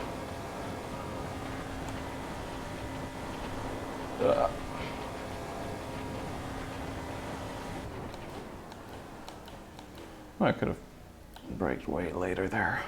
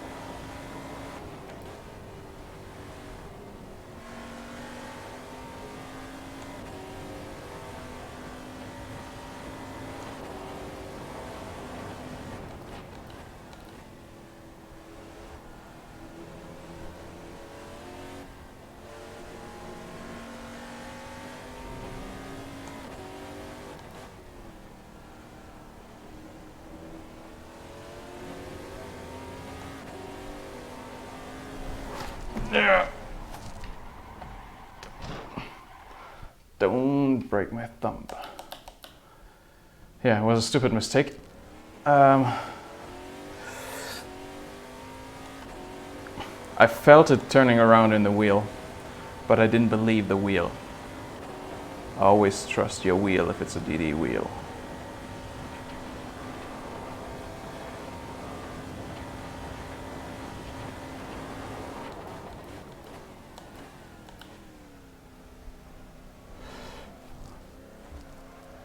Turn.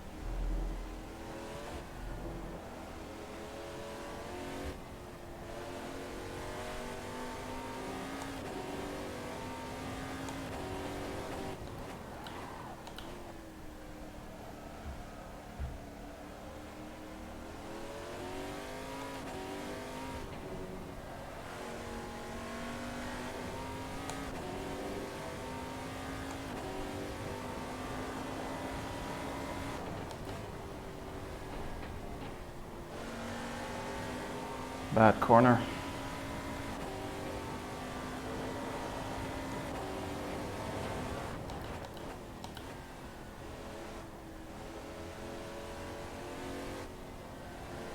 Oh, come on.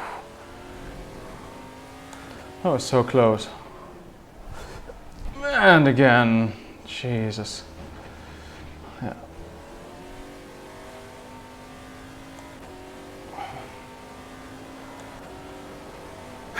Yeah, I'm getting tired. My hands are completely sore now from all this driving. My arms are still sort of okay, just a little sore. Not as sore as my hands though.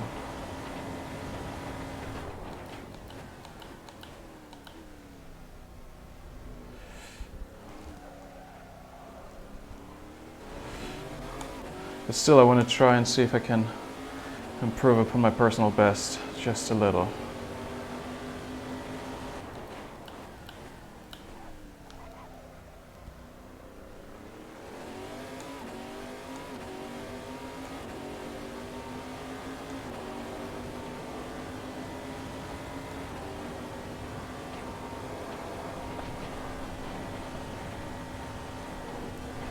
Oh, that was a little bit of a slide there in Eau Rouge. Don't think you could see it, but I could feel it in the wheel, and I was so close to losing it.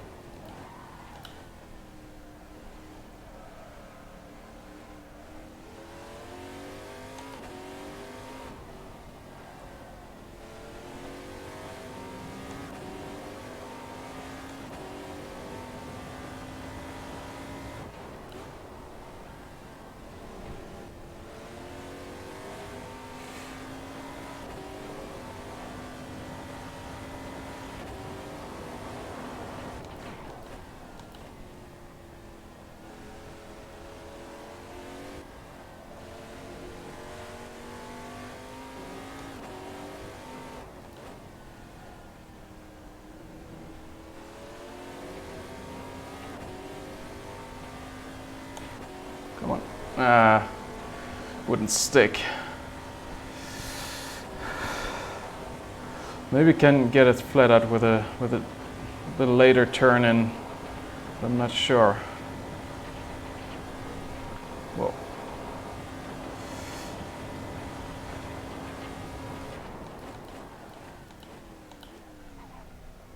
That was a good braking point.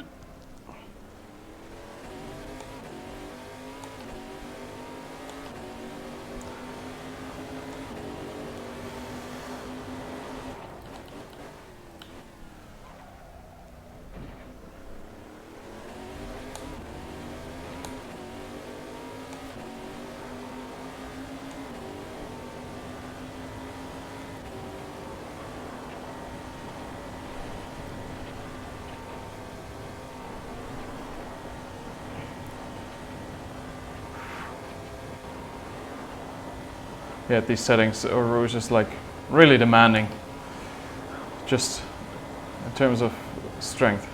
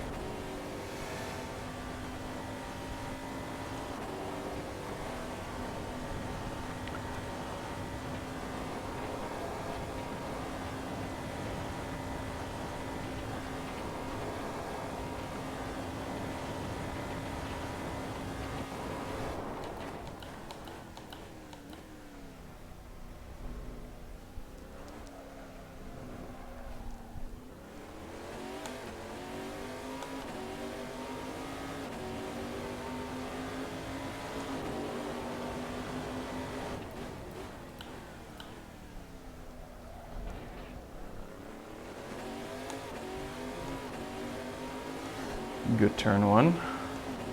Now, gathering all my strength for a rouge.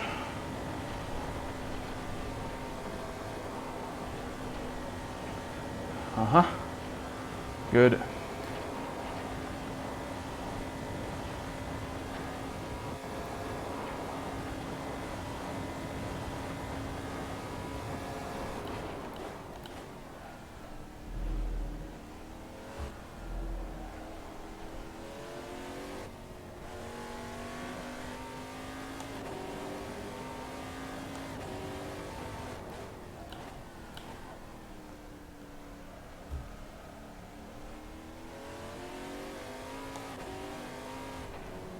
No.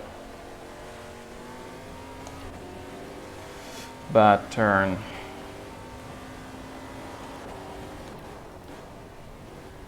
I'm still too early in this turn here.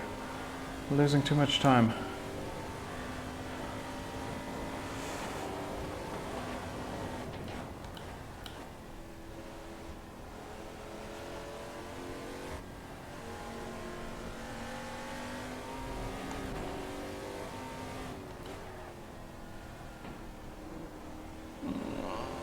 Bad turn.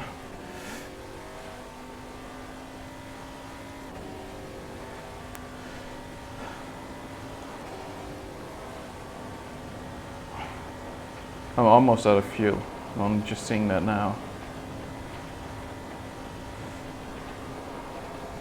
Hope I can complete this lap.